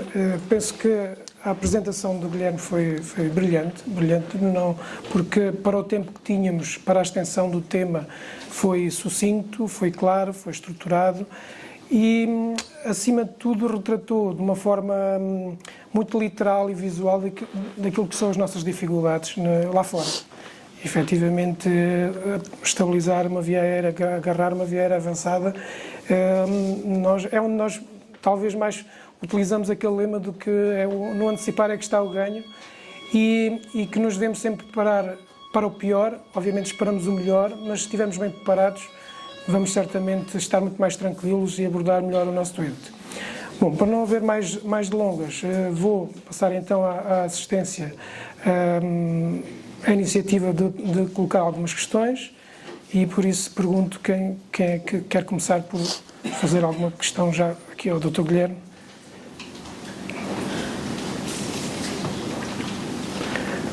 Obviamente que a apresentação foi muito sucinta, foi clara, mas há efetivamente muitos temas específicos que poderíamos aqui tratar, mas há alguma questão assim mais premente que gostariam de colocar? Bom, é nesta altura que eu tenho de sacar aqui alguma questão da algibeira, né, para desbloquear aqui a conversa. E, efetivamente, penso que foi retratado aqui o que é comum, aquilo que temos na carga, aquilo que gostaríamos de ter na carga, efetivamente. O tema da via aérea avançada, como qualquer outro, é um tema em que geralmente há sempre uma margem para muita atualização, muita inovação. Daquilo da revisão que fizeste, encontraste alguns equipamentos que fosse aqui necessário, para que fosse aqui interessante focar, nomeadamente falaste da videolinguoscopia, sobretudo em que altura é que ponderarias usar, ou efetivamente se há outros equipamentos que podemos ter à nossa disposição que nos possam ajudar na abordagem, nomeadamente a ecografia, que é um tema também que acaba por ser muito controverso e estudado no momento. Bom, eu pensei que iria surgir alguma questão sobre o Mangualde, mas isso ficou claro. Em relação aos devices que nós temos disponíveis, felizmente cada vez mais, a videolaringoscopia é um avanço muito importante que devemos saber aproveitar da melhor forma, da mesma forma como a ecografia, já lá irei. A videolaringoscopia requer treino, a forma como se faz a videolaringoscopia é diferente de quando fazemos a laringoscopia direta, e aquilo que as orientações todas mais recentes dizem é que nós devemos aproveitar a primeira oportunidade como sendo a melhor oportunidade, ou seja, nós devemos pegar em todos os recursos que temos para otimizar a primeira oportunidade. Se disso depender o uso da videolaringoscopia, é para usar desde a primeira oportunidade. Sendo certo, e agora uma opinião pessoal, face à experiência que tenho, que não é menos importante nós não nos esquecermos que não podemos perder por eficiência na endoscopia direta. Por último recurso, essa é que funciona, não é? Portanto, se por alguma razão não tiver vídeo, face ao ambiente, face a algum constrangimento que possa acontecer, eu vou ter que me socorrer da endoscopia direta e, portanto, essa também não podemos abdicar de saber manusear. Agora, efetivamente, as orientações todas dizem e vão nesse sentido, é utilizar a primeira tentativa como sendo a tentativa e com tudo aquilo que nós temos disponíveis para otimizar o momento crítico que é a abordagem da via aérea. Em relação à ecografia, é outro instrumento que eu pessoalmente acho que é uma evidente mais-valia em todos os contextos, não só em ambiente hospitalar, mas também em ambiente pré-hospitalar, na medida certa. Tudo é tóxico, nada é tóxico, depende da dose, e a ecografia não é exceção. Portanto, se nós soubermos o timing de utilizar a ecografia, o contexto de utilizar a ecografia e percebermos o doente que temos à frente, ou seja, o doente que temos à frente não pode sair prejudicado porque nós estamos a fazer uma técnica, ok? A técnica que nós vamos fazer há de ser a estritamente exigida, necessária para o doente naquele momento. Onde é que o ecógrafo nos faz muita diferença, nomeadamente pegando, cingindo-me ao A e B, é de facto, vou começar pelo B, na questão daquilo que compromete a vida, que é a questão do pneumotórax hipertensivo. É mais um meio complementar de diagnóstico, embora o diagnóstico seja clínico, por via da dúvida eu consigo ter esse equipamento que me vai ajudar a decidir numa técnica que é invasiva e, portanto, tudo que é quanto mais invasivo, mais eu devo pensar sobre isso, sobre o risco-benefício. O ecógrafo ajuda-nos a decidir. E, eventualmente, também não há. A abordagem da via aérea com a ecografia, com a expertise necessária, nós conseguimos utilizá-la como confirmação de um correto posicionamento do tubo endotraqueal. Portanto, conseguimos ter vantagens quer no A, quer no B. Não sei se foi explícito. Sim. Não sei se há mais perguntas, porque se não houver, se calhar temos mesmo que passar à aproximação, dada o adiantar da hora. Por isso vamos sair do vórtice e para a safe zone. Por último, e não menos importante, teremos então a mesa 3, subordinada ao tema Quando Tudo Falha. Passando a palavra então à moderadora desta mesa, a doutora Inês Simões, médica de Medicina Interna, diretora do Serviço de Urgência da Unidade Local de Saúde do Algarve em Portimão, coordenadora e operacional da Viatura Médica de Emergência e Reanimação de Portimão, médica também no Centro de Orientação de Doentes Urgentes e no Serviço de Helicópteros de Emergência Médica. Muito obrigada, doutora Inês. Olá. Está ligado? Temos um botãozinho aí em cima. Assim? Isso. Olá, boa noite. Então, vou começar a pegar ali na sugestão do Guilherme e devo dizer que Vomero de Barlavento já tem seu Gama Dex desde o início desta semana e, portanto, podem copiar. Esta é a minha apresentação antes. Exato. Bem, cabe-me agora apresentar a última mesa, Quando Tudo Falha, e é com muita honra que apresento o Dr. Daniel Núñez, internista, intensivista, diretor do Departamento de Emergência e Urgência de Cuidados Intensivos da ULS Algarve. Quando cheguei ao Algarve foi-me dito que ele era talvez dos melhores médicos que eu iria conhecer e ao longo destes anos tenho comprovado isso mesmo e, portanto, é com muito orgulho que o apresento e lhe dou a palavra para esta mesa.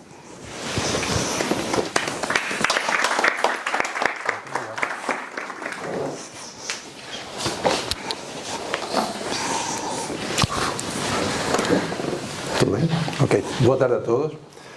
Primeiro, antes de nada, agradecer obviamente as palavras e a apresentação da doutora. Obviamente não são merecidas. Mas pronto, eu fiquei sem palavras mesmo, que é raro em mim.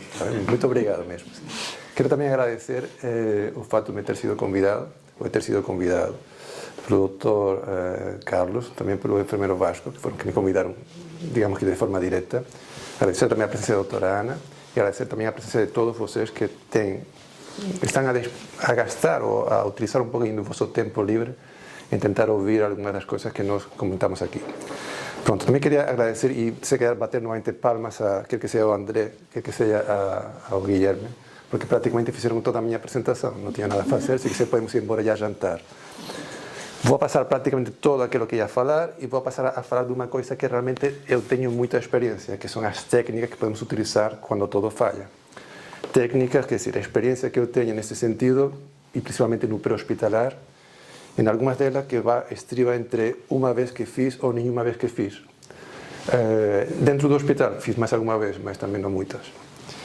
Então, começando então a falar quando tudo falha. Pronto. Quando tudo falha, se temos um doente com um compromisso no A, no B e tudo falha, todo o feito e dito anteriormente falha, o doente, além de ter um compromisso no A, no B, além de eu ter um compromisso nas minhas coronárias, o doente vai passar também a ter um problema no F, ou, quer dizer, está a ser gravado, né? No L, de L, shadow. Mas pronto, vamos a tentar ver o que é que podemos fazer, ok?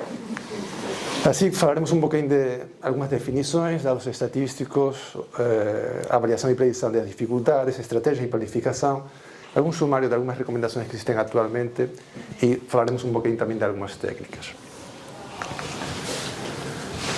Vou basear-me grande parte do meu trabalho, da minha explicação, em vários artigos. Um deles é este realizado pela Revista Espanhola de Anestesiologia e Reanimação, onde aqui vamos a falar principalmente de algumas definições.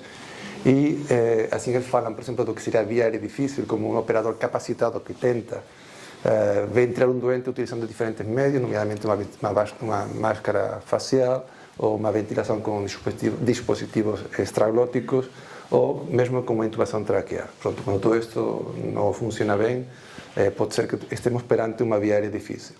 Ventilação difícil com máscara facial ou dispositivo extraglótico, acontece praticamente igual. Depois de optimizar, como já falamos anteriormente, eu falo, quer que seja o André, quer que seja o Guilherme, quando se optimiza tudo para tentar ter uma abordagem normal e aceitável num doente que precisamos de ventilar e oxigenar, se todo falha, pues provavelmente temos uma ventilação difícil. Se todo falha, não. Se todo falha, teremos provavelmente uma via aérea falhada. Não é?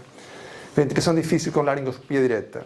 Normalmente, quando temos aqueles scores, neste caso o Colmack-Lehan, entre 1 grau 3 e 4, vamos a ter uma ventilação difícil, certeza absoluta, feito com laringoscopia direta. Existem outra série de scores que nós também podemos aplicar quando vamos a utilizar, por exemplo, videolaringoscopia ou uma laringoscopia indireta, quer que seja o POG, quer que seja também, como já falamos anteriormente, o Colmack-Lehan, nós vamos a ter dificuldade em conseguir ventilar este doente. Uma intubação traqueal difícil, pronto, fazemos vários intentos, vários operadores, com técnicas e dispositivos adequados. Se nós não conseguimos, então, ventilar ou oxigenar de forma correta, estaremos perante, obviamente, uma intubação traqueal difícil. Existe também outra série de escalas que nos podem fazer prever que isto vai acontecer, a escala de dificuldade de intubação ou a escala de French-Maud. Unino, palavra fantástica que nós vamos a ter todos que gritar quando chegamos a uma certa altura da nossa abordagem na vítima, quando todo está a fracassar, veremos mais à frente o que temos que fazer e uma das coisas que fazemos é gritar. Algumas das escalas que já falamos, só para tentar também complementar e aumentar o meu tempo na palestra, a escala de Fermat é uma escala feita normalmente com a utilização de videolaringoscopia. O Lemon, como eu tinha dito anteriormente, o Guilherme também não vou passar a explicar, mas baseia-se principalmente em uma alteração na inspeção externa, nas regras dos 3-3-2, uma lampati, quando existe a obstrução e a movida do pescoço. Depois temos também o Colmack-Lehan, que já falamos anteriormente, simplesmente com uma visualização, com aquilo que nós visualizamos com o laringoscópio. Se conseguimos ver cordas vogais visíveis, estaremos perante um grau 1. Se temos só conseguimos ver as aritenoides, teremos um grau 2. Quando temos visível só a epiglotis, teremos um grau 3 e já começamos então a engolir saliva, nós, no doente, e quando temos um grau 4, não vemos a epiglotis, então realmente engolimos saliva em seco. Malampati, como já vimos anteriormente, também não vou explicar mais nada, também visualizando o doente, podemos ver, ou a cavidade oral do doente, podemos tentar ver também que esse doente pode ser complicado ou não na intubação. Uma coxa, o score também de uma coxa, principalmente quando temos alterações utilizando uma lampati já com um grau 3 ou 4, com um doente que tenha antecedentes da apneia, síndrome da apneia noturna, por exemplo, quando existe uma alteração na motilidade cervical, quando existe também uma abertura da boca menor de 3 centímetros, e quando temos também uma alteração do estado de consciência, nomeadamente um Glasgow inferior a 8, com uma hipoxemia severa, nos pode fazer pensar também que este doente vai ser difícil de oxigenar e ventilar. A incidência da via aérea difícil, normalmente, já foi também dito pelo Guilherme, mais ou menos, depende do sítio, falam de 1,6 por 1000 casos. Assim que todos vocês que já tiveram ou já intubaram mais ou menos 1000 doentes estão quase a ter um destes problemas graves, tá bem? Prestem atenção a isso. Incidência de via aérea falhada, mais ou menos 0,6% de cada 1000 casos. E também saber que muitas vezes, ou às vezes, nos encontramos uma intubação difícil, de forma inesperada, digamos, em até 93% das vezes. Como podemos avaliar, então, e prever dificuldades na intubação e ventilação? Pronto, existe uma série de preditores que já vimos anteriormente, existem também preditores de exame físico, existem outra série de preditores, como tem que ver aquilo que falou também o Guilherme do teste da mordida, o malampate modificado, o teste de McCosh, como já vimos anteriormente, e também nos podem ajudar, como falamos também anteriormente, a ecografia. Utilizando a ecografia na via aérea, conseguimos ver também se esse doente vai ser difícil ou não de permeabilizar uma via aérea. Os espanhóis costumam fazer, e não só, obviamente, não? Mas, neste artigo, por exemplo, falam de quando nós avaliamos um doente antes de iniciar o que seria o início da técnica de intubação ou de ventilação do doente, podemos prever então se realmente vamos a ter uma alteração, se vamos a encontrar-nos com uma via aérea difícil ou não, baseando-nos principalmente em alterações anatômicas, em alterações também anatómicas com os testes preditores, na própria fisiologia do doente e uma série de aspectos contextuais que inclusivamente também o André na fase inicial da sua apresentação também falou. Eles fazem uma série de conjuntos onde tem que ver, onde falam de alterações anatômicas que fazem uma intersecção com a fisiológica, que fazem uma intersecção com as alterações contextuais, e tudo isto leva a ter que utilizar provavelmente uma das coisas que ainda não se falou, que nós falaremos aqui um bocadinho, que é o tratamento da via aérea com o doente acordado. Pronto, porque existem vias aéreas falhadas? Pronto, pues existem múltiplas ou algumas causas ou fatores que podem explicar. Algumas delas seria uma avaliação e uma planificação não correta, como estava a falar previamente também o Guilherme, o fato de antes de começar a tratar essa via aérea com o tubo ou com a máscara ou com a máscara laríngea, quer dizer, temos que prever e preparar todo o material antes e planificar quais vão ser os planos que vamos a utilizar neste doente, vários tipos de planos. Uma não previsão também de uma via aérea difícil, uma falta de preparação da equipa, uma teimosia por parte de uma estratégia, que se a equipa, quando está a tentar intubar, tenta uma primeira vez com um tubo traquear, não dá, tenta mais uma segunda vez, não dá, tenta mais uma terceira vez, não dá, alguém tem que ir lá a pé do colega e tirar o tubo, porque o que está a fazer é estragar. Okay? Não utilização de dispositivos extraglóticos também podem provocar, pode ser também uma das causas que explica uma via aérea que não foi conseguida, e também esquecer a existência de uma série de técnicas de via aérea invasiva. Quando tudo falha, o que podemos fazer? Pronto, eu sempre digo igual, quando tudo falha, o que vem a seguir, poucos dos que estão cá sabem fazer as técnicas que vamos a explicar agora. Então, o que é que posso fazer? Normalmente, uma opção A, que é aguardar mais 2-3 minutos, o doente deixa de respirar, aguantamos mais 1 minuto, o doente faz uma paragem cardiorrespiratória e a partir daí, como todos nós sabemos fazer o algoritmo do SAF, começamos a trabalhar. Essa é uma hipótese. Claro que o algoritmo do SAF implica também ter que fazer uma via aérea, assegurar a via aérea. Pronto, mas a gente também ouviu falar alguma vez, algumas dessas diretrizes que havia antigamente, que os leigos, e eu sou leigo no tipo das técnicas que tenho que aplicar agora, não tem por que fazer suporte ventilatório, apenas com massagem chega. Pode ser que a gente se sabe. É provável que o juiz não goste disso e então, pronto, não vamos fazer certeza absoluta. Por consciente, o que vamos a fazer é parar um bocadinho, só, também tinha dito o Guilherme, parar um bocadinho e tentar ver o que podemos fazer para garantir uma permeabilização dessa via aérea ou uma oxigenação desse doente até encontrar alguém que saiba executar essa técnica. E muitas vezes nós que estamos no pré-hospitalar temos que fazer alguma coisa, alguma técnica para manter a via aérea permeável, uma oxigenação do doente aceitável até chegar a um local útil onde encontremos um anestesista top de gama que consiga fazer uma dessas técnicas que vamos a fazer agora, ou algum intensivista um pouquinho mais assim avançado que consiga também fazer alguma dessas técnicas que vamos a aplicar agora. Pronto, como decía también o Guilherme, temos que elaborar diferentes tipos de planos, no mínimo ter 3 planos o 4 técnicas com três técnicas, que seriam não invasivas, e uma quarta técnica invasiva. Quando falham essas técnicas não invasivas, estas 3 técnicas não invasivas, é quando vamos a ter que passar para o plano A. O sea, aliás, não para o plano A, é para gritar o nino e tentar, então, optimizar para tentar fazer, então, uma técnica invasiva. Obviamente vamos a ter que monitorizar o doente de forma correta, capnografia, ver as ondas de capnografia, vamos a ter que ter um carro de via aérea difícil, estruturado com 4 compartimentos, 3 compartimentos também, cada um destes compartimentos subdivididos em mais 3. Temos que ter uma checklist para ter ideia do que temos que fazer e alguém está a anotar os diferentes passos que deveríamos fazer neste tipo de doentes, neste tipo de situações, e habitualmente também conseguir ter ajudas cognitivas, uma série de desenhos, onde nós visualmente conseguimos ver os passos que devemos fazer. Pronto, então temos uma via aérea difícil não prevista. Começamos com um plano A, e o plano A, por exemplo, seria tentar intubar o doente. Intubar orotraquealmente não conseguimos. Tentamos uma segunda vez, não conseguimos. Tentamos uma terceira vez, não conseguimos. Começamos a pensar que temos que pedir, então, ajuda. Podemos passar, enquanto vem ajuda, a fazer aquilo que estava a falar o Guilherme, o vortex, não é? Tentar fazer, então, a manutenção de uma oxigenação e, eventualmente, uma ventilação no doente até ver se conseguimos, de forma definitiva, ventilar o doente e oxigenar o doente. Podemos utilizar, então, uma máscara laríngea.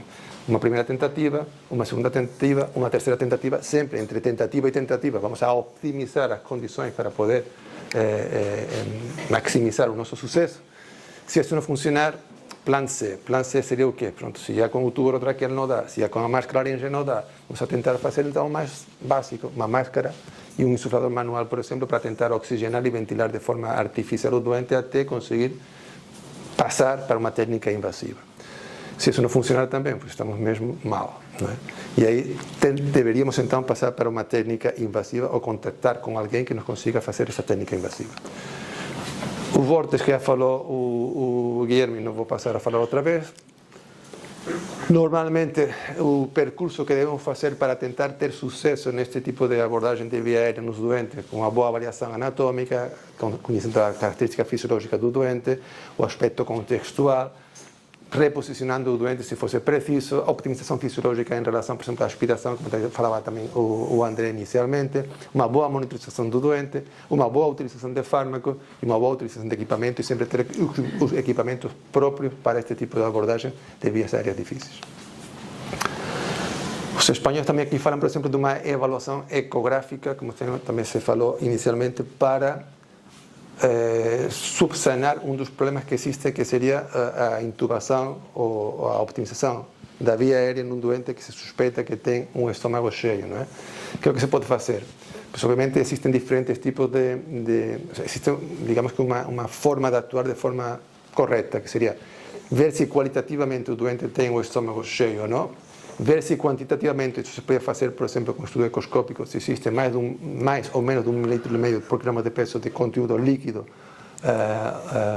no estômago desta vítima, e posteriormente, se o estômago não estivesse cheio, se está cheio, vamos atuar de uma forma ou outra, chegando a utilizar, quando há um risco baixo, utilizar tubo orotraqueal, máscara laríngea ou máscara facial com apoio do insuflador manual. Um risco moderado, então, normalmente vamos a tentar fazer uma intubação orotraqueal utilizando uma sequência rápida de intubação, ou quando o risco é alto, vamos a tentar, então, fazer uma intubação orotraqueal utilizando o que seria técnica com um doente ainda acordado. Mais uma vez, uma forma rápida de explicar aquilo que falamos anteriormente: preparar o doente, avaliando previamente e planificando o procedimento, preparando o doente, oxigenando o pré-procedimento, uma indução de sequência rápida, se fosse o caso, e saber aquilo que falou também o Guilherme, os fármacos que vamos a utilizar consoante a tipologia do doente que temos e o tempo que temos que esperar consoante o tipo de fármaco que utilizamos.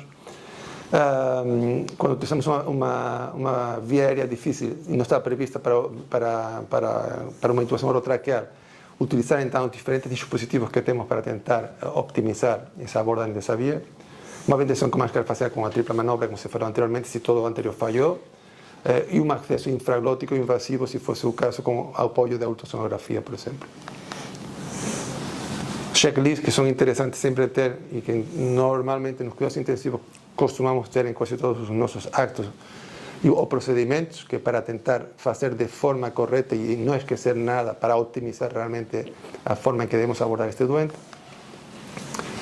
Algumas das recomendações feitas por diferentes artigos, em diferentes artigos, por exemplo, aqui quando se fala, estamos a preparar antes de iniciar a via aérea, ferramentas que utilizamos antes de iniciar a abordagem de uma via aérea de um doente. Normalmente, se temos uma suspeita de que existe uma laringoscopia difícil ou que é uma intubação com videolaringoscopia não direta, pode ser complicada. Se não é complicada, praticamente o que vamos a fazer é tentar passar diretamente para uma via aérea com uma indução anestésica. Se vemos então que temos suspeita desta laringoscopia ser difícil, se há uma suspeita de uma ventilação difícil com máscara facial ou dispositivo supraglótico, se há um aumento significativo do risco de aspiração, se há um aumento do risco de desaturação rápida, o que vamos a fazer então é tentar manusear essa via aérea, por exemplo, utilizando técnicas de via aérea em doente acordado. Pode acontecer que com o doente acordado, estas técnicas iniciais não sejam suficientes ou não sejam eficazes. Então, o que vamos a fazer? Vamos a tentar estabelecer uma via aérea definitiva ainda com um doente acordado.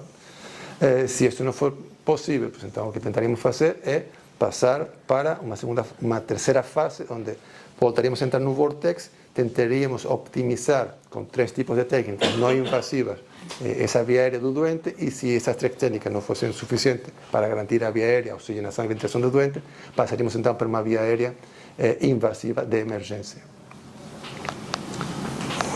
Isso é igual. Ok. Então vamos a falar um bocado das diferentes técnicas, ou algumas das técnicas que nós podemos utilizar para garantir uma via aérea, sendo estas técnicas todas elas invasivas. Uma intubação por via retrógrada. Alguém daqui viu alguma vez fazer uma intubação por via retrógrada? Não conta, doutora Ana, não conta? Ninguém? Ok. No pré-hospitalar, alguém já fez? Se não viram, provavelmente não fizeram também uma intubação por via retrógrada no pré-hospitalar, não é? Pronto. Não é fácil, penso que não deve ser fácil. Eu nunca fiz uma intubação por via aérea retrógrada, nem no pré-hospitalar, nem dentro do hospital. Sei como se faz, vi montes de vídeos no YouTube, que vocês também vão ver a partir de agora, é muito engraçado, é fixe, mas nunca fiz. Por acaso, a técnica em si até não parece complicada. Normalmente o que se faz é, primeiro, depois de garantir todas as condições de segurança, garantir que o doente está em ótimas condições para poder fazer esta abordagem, o que fazemos é palpar a membrana cricotiroideia. Todos nós sabemos onde se encontra a membrana cricotiroideia. Muito bem. Depois de ser palpada, vamos então fazer uma punção com aspiração, com uma agulha e uma seringa, normalmente com uma angulação de 45 graus. Estes 45 graus, atenção, vamos a tentar dirigir a ponta dessa agulha em direção cefálica. Vai ser diferente quando fazemos uma cricotiroidotomia, que será em direção caudal. Uma vez colocada, então, feita esta punção e garantindo que estamos em um espaço traqueal, o que colocamos então é um fio guia através dessa agulha. Esse fio guia, como vai em direção cefálica, em alguma altura vai aparecer pela boca. E aí temos então uma laringoscopia direta, onde vejo que está a aparecer o fio guia, com as pinças pego no fio, exteriorizo através da boca, e agora posso fazer várias coisas. Primeiro, fixar, obviamente, o extremo do fio guia na parte inferior, o caudal, para evitar que quando esteja a puxar, passe para dentro, então estragamos outra vez. Colocamos um clip ou algum tipo de instrumento que me consiga evitar que continue a progredir esse fio guia.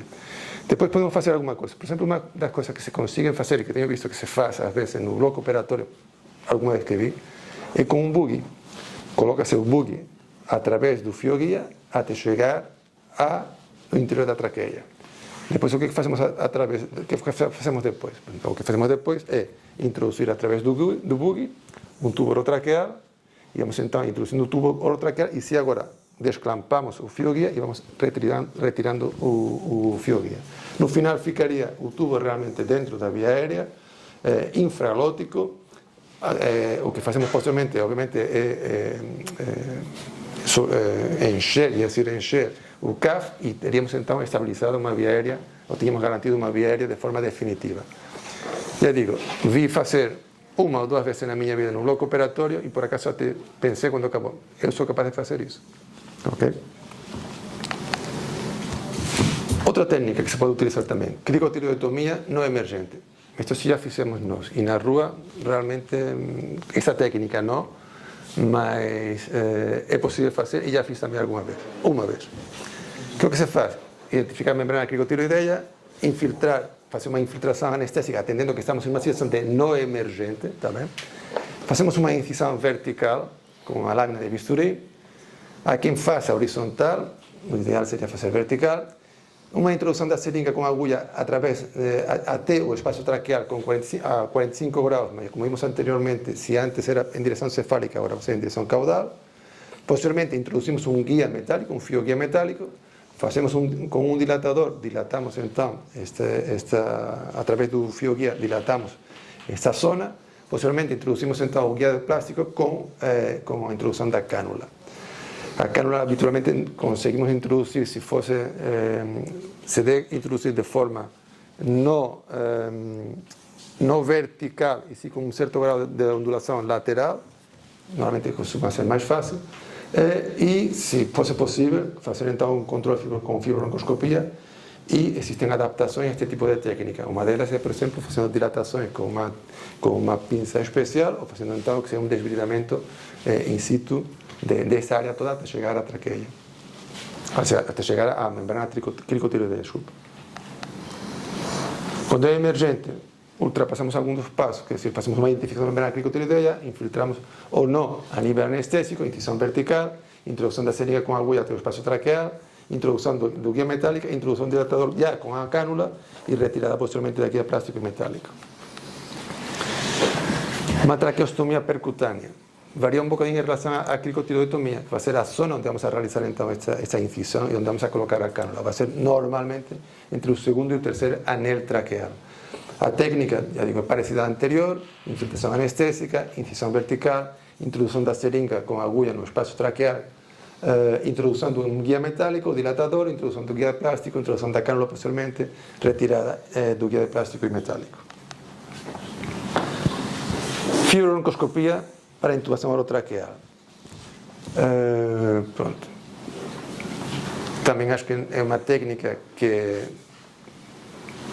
se pode realizar, algumas vezes é realizada na sala de emergência, às vezes quando utiliza o fibrobroncoscópio rígido, obviamente não é feito na sala de emergência, tem que ser feito num bloco operatório preparado, mas a técnica em si também não é complicada a sua realização. Fazemos uma sedação e uma analgesia tópica versus geral, normalmente é tópica no doente, principalmente na zona orofaríngea, inicialmente, ou rinofaríngea, se começássemos a fazer a introdução do fibrobroncoscópio através de orifícios nasais. O que fazemos também é colocar o tubo orotraqueal à volta do fibrobroncoscópio e vamos introduzindo então o fibrobroncoscópio.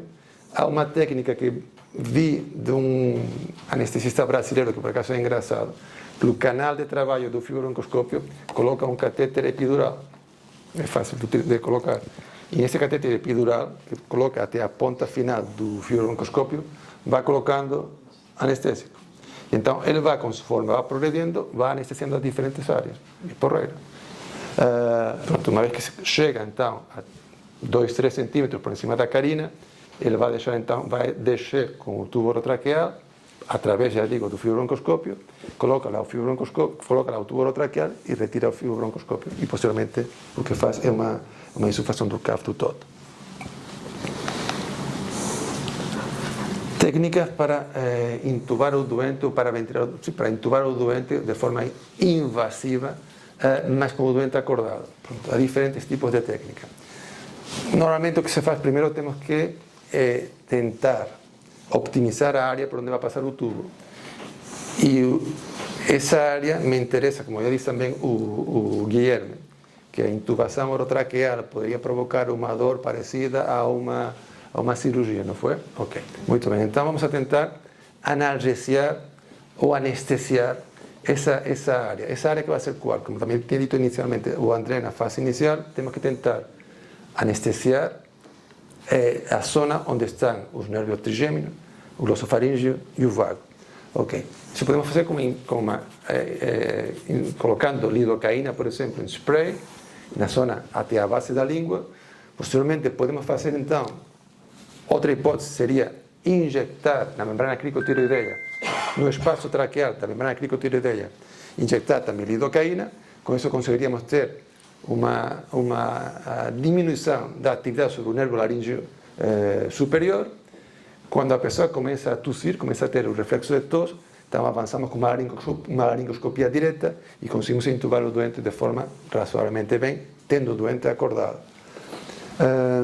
Existe outra hipótese, que seria, por exemplo, sendo um pouquinho mais agressivo, não só com esta técnica com spray ou com anestesia infiltrada a nível da membrana cricotiloideia, sino também provocando bloqueios de nervo laríngeo superior, do recorrente ou translaríngeo, com uma agulha e com anestesia. Pronto, peço imensa desculpa, obrigado por ouvirme, desculpa, peço a minha mulher normalmente, por alguma coisa que fiz mal. Isto foi, digamos que, uma abordagem que me tocava a mim falar um bocado, era mais da parte técnica que, como assumi na fase inicial, não tenho experiência praticamente nenhuma, mas pronto, consigo ler, consigo ver alguns vídeos e vocês falam também exatamente igual. Muito obrigado a todos por ouvir.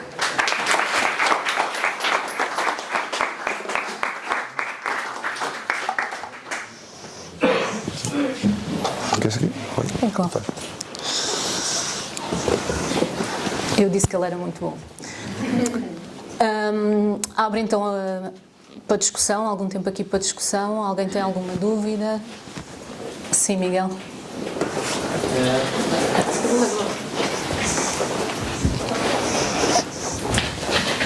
Muito obrigado.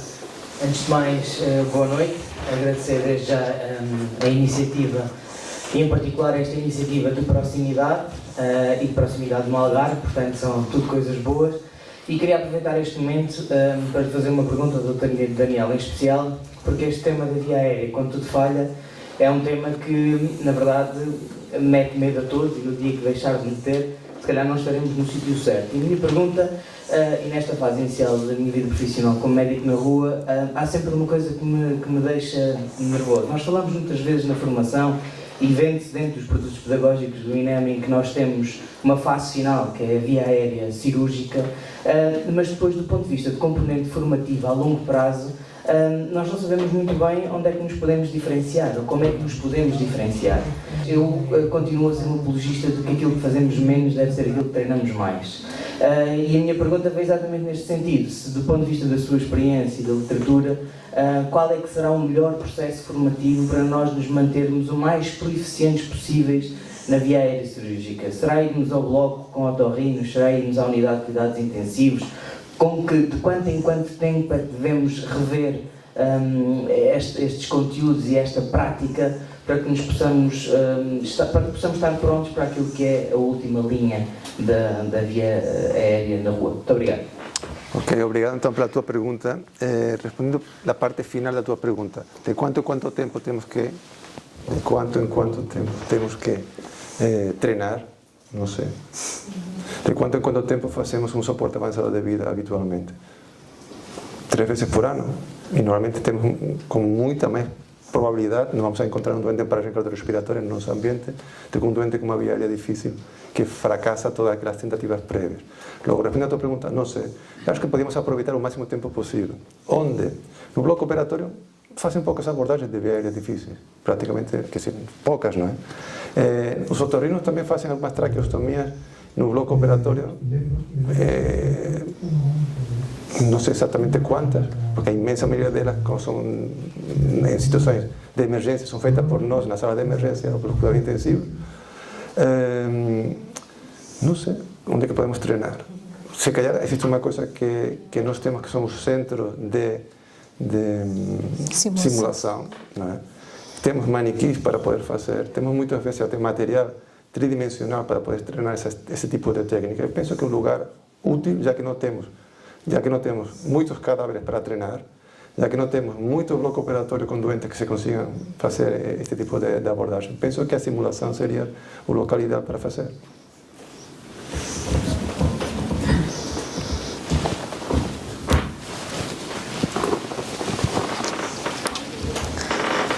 Pegando um bocadinho naquilo que o Miguel disse, tinha uma pergunta também para te fazer, Daniel. Achas que o facto de também não termos tanta formação às vezes faz com que se protele, atrase ou simplesmente não se parta para uma via aérea invasiva Estou a falar na rua, nomeadamente em doentes de trauma, que às vezes chegamos e fazendo uma abordagem Lehmann, temos logo um trauma da face muito grande ou alto risco de compromisso ou obstrução da via aérea e que já sabemos que vai ser difícil e muitas vezes acabamos por entrar naquele vórtice e fazer um downgrade e máscara laríngea e máscara simples e não partimos para uma via aérea mais invasiva.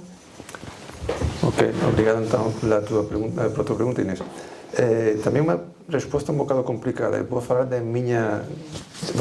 do que eu vou responder em relação a mim próprio, não é? Eu penso que temos que ser o menos agressivo possível, não é? Porque cada vez que somos mais agressivos, por cada técnica que utilizamos mais agressiva, podemos provocar mais conflito no doente. Por conseguinte, este do plano de ter um plano A, um plano B e um plano C que não sejam invasivos e posteriormente só passar para um plano C invasivo, acho que o quarto plano que seria invasivo, acho que seria a atitude correta.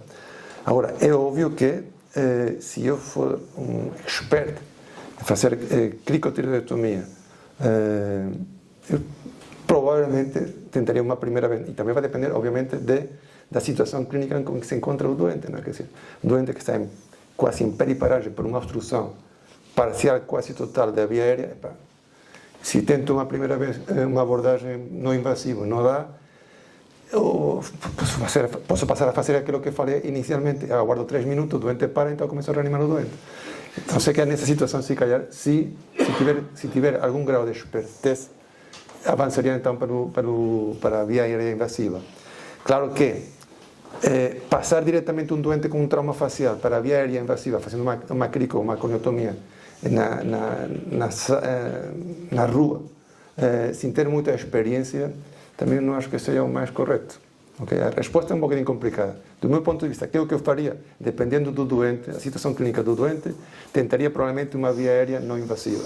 Se não consigo uma via aérea não invasiva, eu pessoalmente tentaria então uma via aérea invasiva, se vejo que o doente realmente não chega ao hospital garantindo só com uma máscara laríngea, uma boa oxigenação e uma boa ventilação. Ok?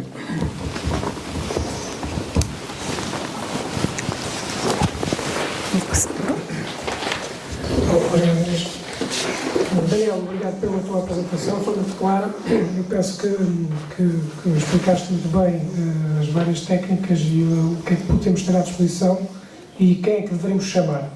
Eu queria, obviamente, aqui, vou puxar aqui um bocadinho a brasa à minha sardinha. Sou pneumologista de formação e nós fazemos, não digo com frequência, porque não é muito frequente, mas é recorrente não sermos chamados ao bloco operatório para apoiar os colegas da anestesia para fazerem intubações difíceis com o uso do broncoscópio. É uma técnica que nós aprendemos enquanto internos, que continuamos a fazer enquanto especialistas. Eu lançava aqui o repto, que de facto é uma técnica que eu penso que pode estar a ser subutilizada para os doentes emergentes. E digo subutilizada porque em toda a minha carreira de pneumologista, eu fui várias vezes ao bloco operatório, mas não me lembro de ir uma única vez à sala de reanimação.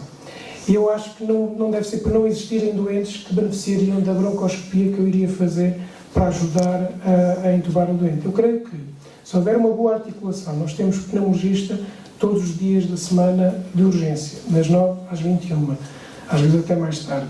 Mas, uma vez que o doente, quando chega ao hospital, se chegar com uma viatura médica que vem em dificuldades em estabilizar o doente, estabilizar a via aérea, e, se possível, nesta cadeia do vórtex, aguentar o doente na zona verde, até chegar ao hospital, tendo antecipadamente avisado o pneumologista creio que não há dificuldade em colocar o pneumologista com um broncoscópio em tempo de poder auxiliar aquela intubação. Obviamente nós temos excelentes anestesistas na casa, anestesistas que sabem, obviamente, naquilo que é o algoritmo de via aérea difícil, onde é que entra o broncoscópio, mas provavelmente, se utilizarmos bem esta técnica em tempo útil, poderemos evitar técnicas ainda mais invasivas. Portanto, deixava aqui só este repto, porque realmente eu penso que é uma técnica que pode estar a ser subutilizada.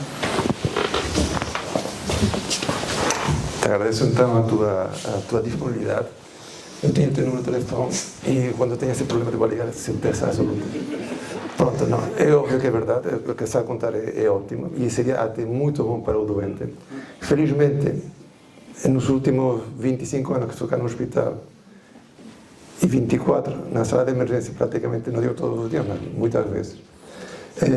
Me lembro de ter feito uma única vez uma traqueostomia emergente num doente. Normalmente, há intubações difíceis.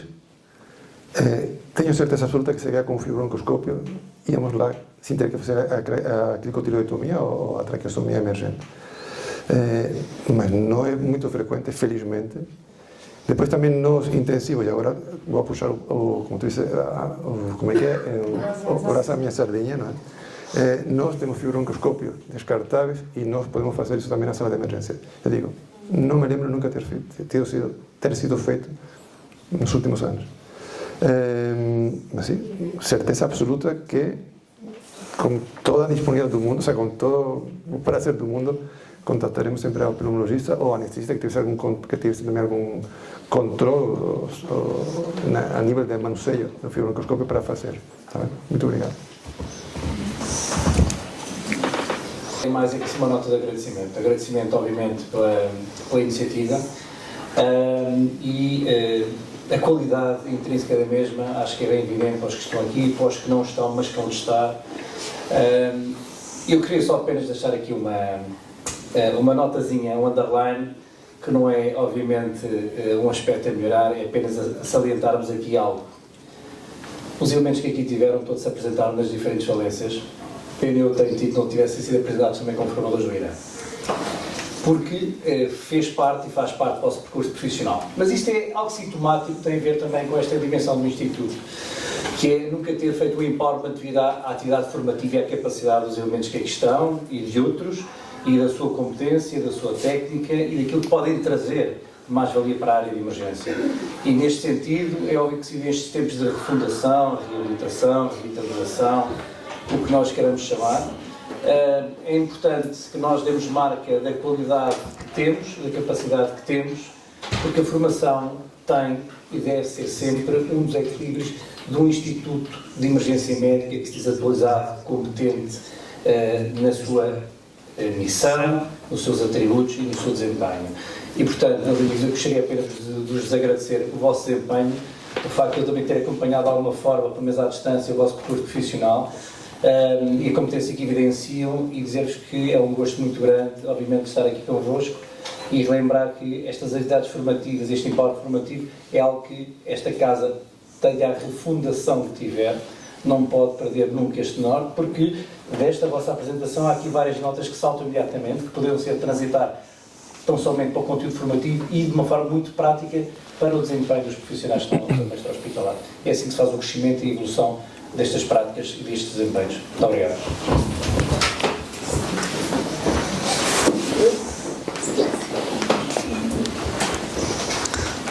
Posto isto, e não havendo mais questões, dou por encerrada esta mesa. Agradeço a todos os que cá estiveram, agradeço as partilhas que fizeram, agradeço ao Dr. Carlos Raposo o convite, à Dra. Ana Correia pela iniciativa e pronto. Obrigado.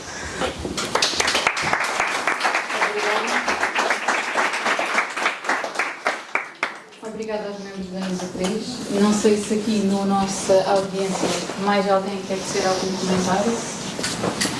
Não havendo comentários ou questões, vou passar então a palavra à doutora Ana Correia, responsável do Departamento de Coordenação do Sistema Integrado de Emergência Médica. A doutora Ana. Bem, antes de mais, obrigada.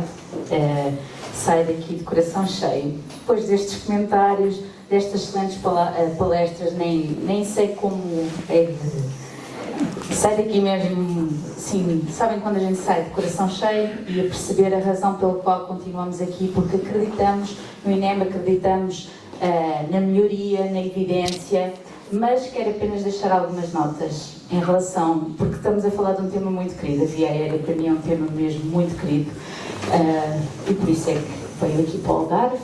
Mas disse obrigado pela recepção nesta nossa casa aqui mais no Sul. É um gosto, é um prazer mesmo poder estar aqui. Podemos estar aqui todos a discutir coisas que são tão importantes e que para nós têm um carinho tão especial.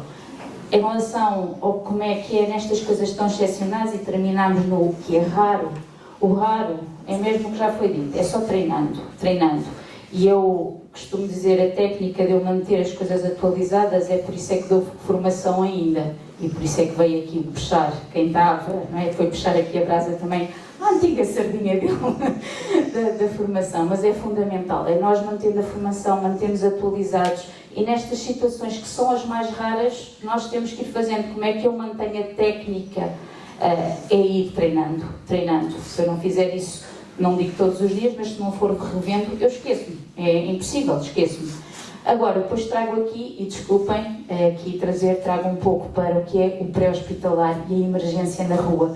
Que ficamos aqui sem estas, não é? Eu que também trabalho no hospital, sei o que é ter estas, o plano A, o B, o C, ter estas, treinar isto tudo, mas quando nós estamos na rua e não temos o backup é menor, ou quase nenhum, eu penso que é importante nós mantermos, sim, simplificadas as coisas, técnicas precisas, ou seja, o que é que eu tenho, o que é que eu não tenho, e ter isto muito estruturado na minha cabeça. Eu, para mim, tenho muito estruturado, quando tenho que avançar para uma via aérea, percebo que não a tenho, eu não vou ter, não tenho aqui o material para uma tráqueo, eu uso técnicas simples, e é isso que eu cada vez tenho advogado mais e que nós queremos trazer, e aqui anotei os recados todos, e claro que esse é um dos grandes objetivos do Departamento e contamos com todos os que estão aqui para fazerem parte desta mudança e da melhoria e de usarmos o que está na vanguarda da evidência científica, e claro que conto com cada um de vocês que fazem parte do INEM para podermos trazer isso. Sei que tem aqui algumas coisas que estão pendentes e percebem que a gente não consegue mudar tudo de uma vez só, mas conto com vocês todos nisso. Por isso, não queria deixar de voltar a dizer e agradecer, está bem? Mantenham, é treinar às vezes, é manter isto, a formação, tem que ser, porque isto é via aérea, isto aconteceu, eu sei, eu lembro, mas que me aconteceu, e a que eu tenho aqui, via aérea, para mim é mais estranha, desculpem lá partilhar, mas a gente gosta sempre de partilhar as cenas que já teve e com a idade vai ter, era aquelas que havia em que a gente, lembro-me quando as pessoas tentavam suicidar, se calhar agora ainda fazem com aquelas caçadeiras, aquelas vias aéreas que a gente chegava e dizia agora onde é que aqui está, que a gente não encontra nada e a pessoa ainda estava consciente. É o que eu me lembro sempre da via aérea e da importância de percebermos as coisas simples para poder conseguir e manter assegurado isso. Depois destes apartes todos, quero apenas agradecer, está bem? Agradecer pela recepção, agradecer pela presença e deixar aqui o desafio. Nós contamos com todos vós, as REM, as reuniões de emergência médica, são uma iniciativa de todos nós, não é? É verdade, o Departamento coordena, mas é uma iniciativa, como perceberam, contamos com todos, com o INEM a nível do continente e até a nível nacional, contamos com todos, porque juntos nós podemos partilhar estas ideias e com o único objetivo, melhorar o tratamento ao nosso doente. Nós dizemos que salvar vidas é isso, e é fazê-lo com qualidade. E então, deixo aqui o desafio. Próxima REM, não vai ser aqui, não é? Já foi, não posso dizer que a melhor é sempre a última, mas a próxima REM, já viram, isto é o cansaço. A próxima REM, como perceberam, nós, para além de ciência, nós também trazemos sempre uma parte mais cultural. E então cada REM, não estou a dizer REM, estou a dizer bem isto, cada REM tem sempre uma música associada, não sei se perceberam que esta tinha o Just Breathe, vá-se lá saber porquê que era Just Breathe, não é? E sem A não há B e tudo isso, mas a próxima, e aqui deixo o desafio, é Sweet Child of Mine. Pensem lá o que é que estaremos a tratar, não é? Se é Sweet Child of Mine, se esta nos deixa arrepiado, a próxima REM ainda nos deixa mais arrepiado a todos que fazemos pré-hospitalar. Ela vai ser no centro, vai ser em Coimbra, e então desafio-vos todos a virem connosco até Coimbra. E será, como percebem, Child, pediatria, aquele desafio constante, que eu acho que se eu perguntar aqui, não há ninguém que quando falamos e pensamos nisso, aí é que até, eu acho que não sei, estão-me a apontar para aqui, pronto, o pessoal que domina isso, esse aí então, quando eu vou, ainda me faz arrepiar mais. Acho que a via aérea fica em segundo quando pensamos em pediatria. Por isso deixo-vos aqui o convite, o desafio, e mais uma vez obrigada a todos. 11 de dezembro, obrigada, estava 11 de dezembro, está aqui, por isso é que eu trouxe o telemóvel para não me esquecer. 11 de dezembro, os temas vão sair, vai ser lançado na comunicação, claro, e contamos com todos vós, está bem?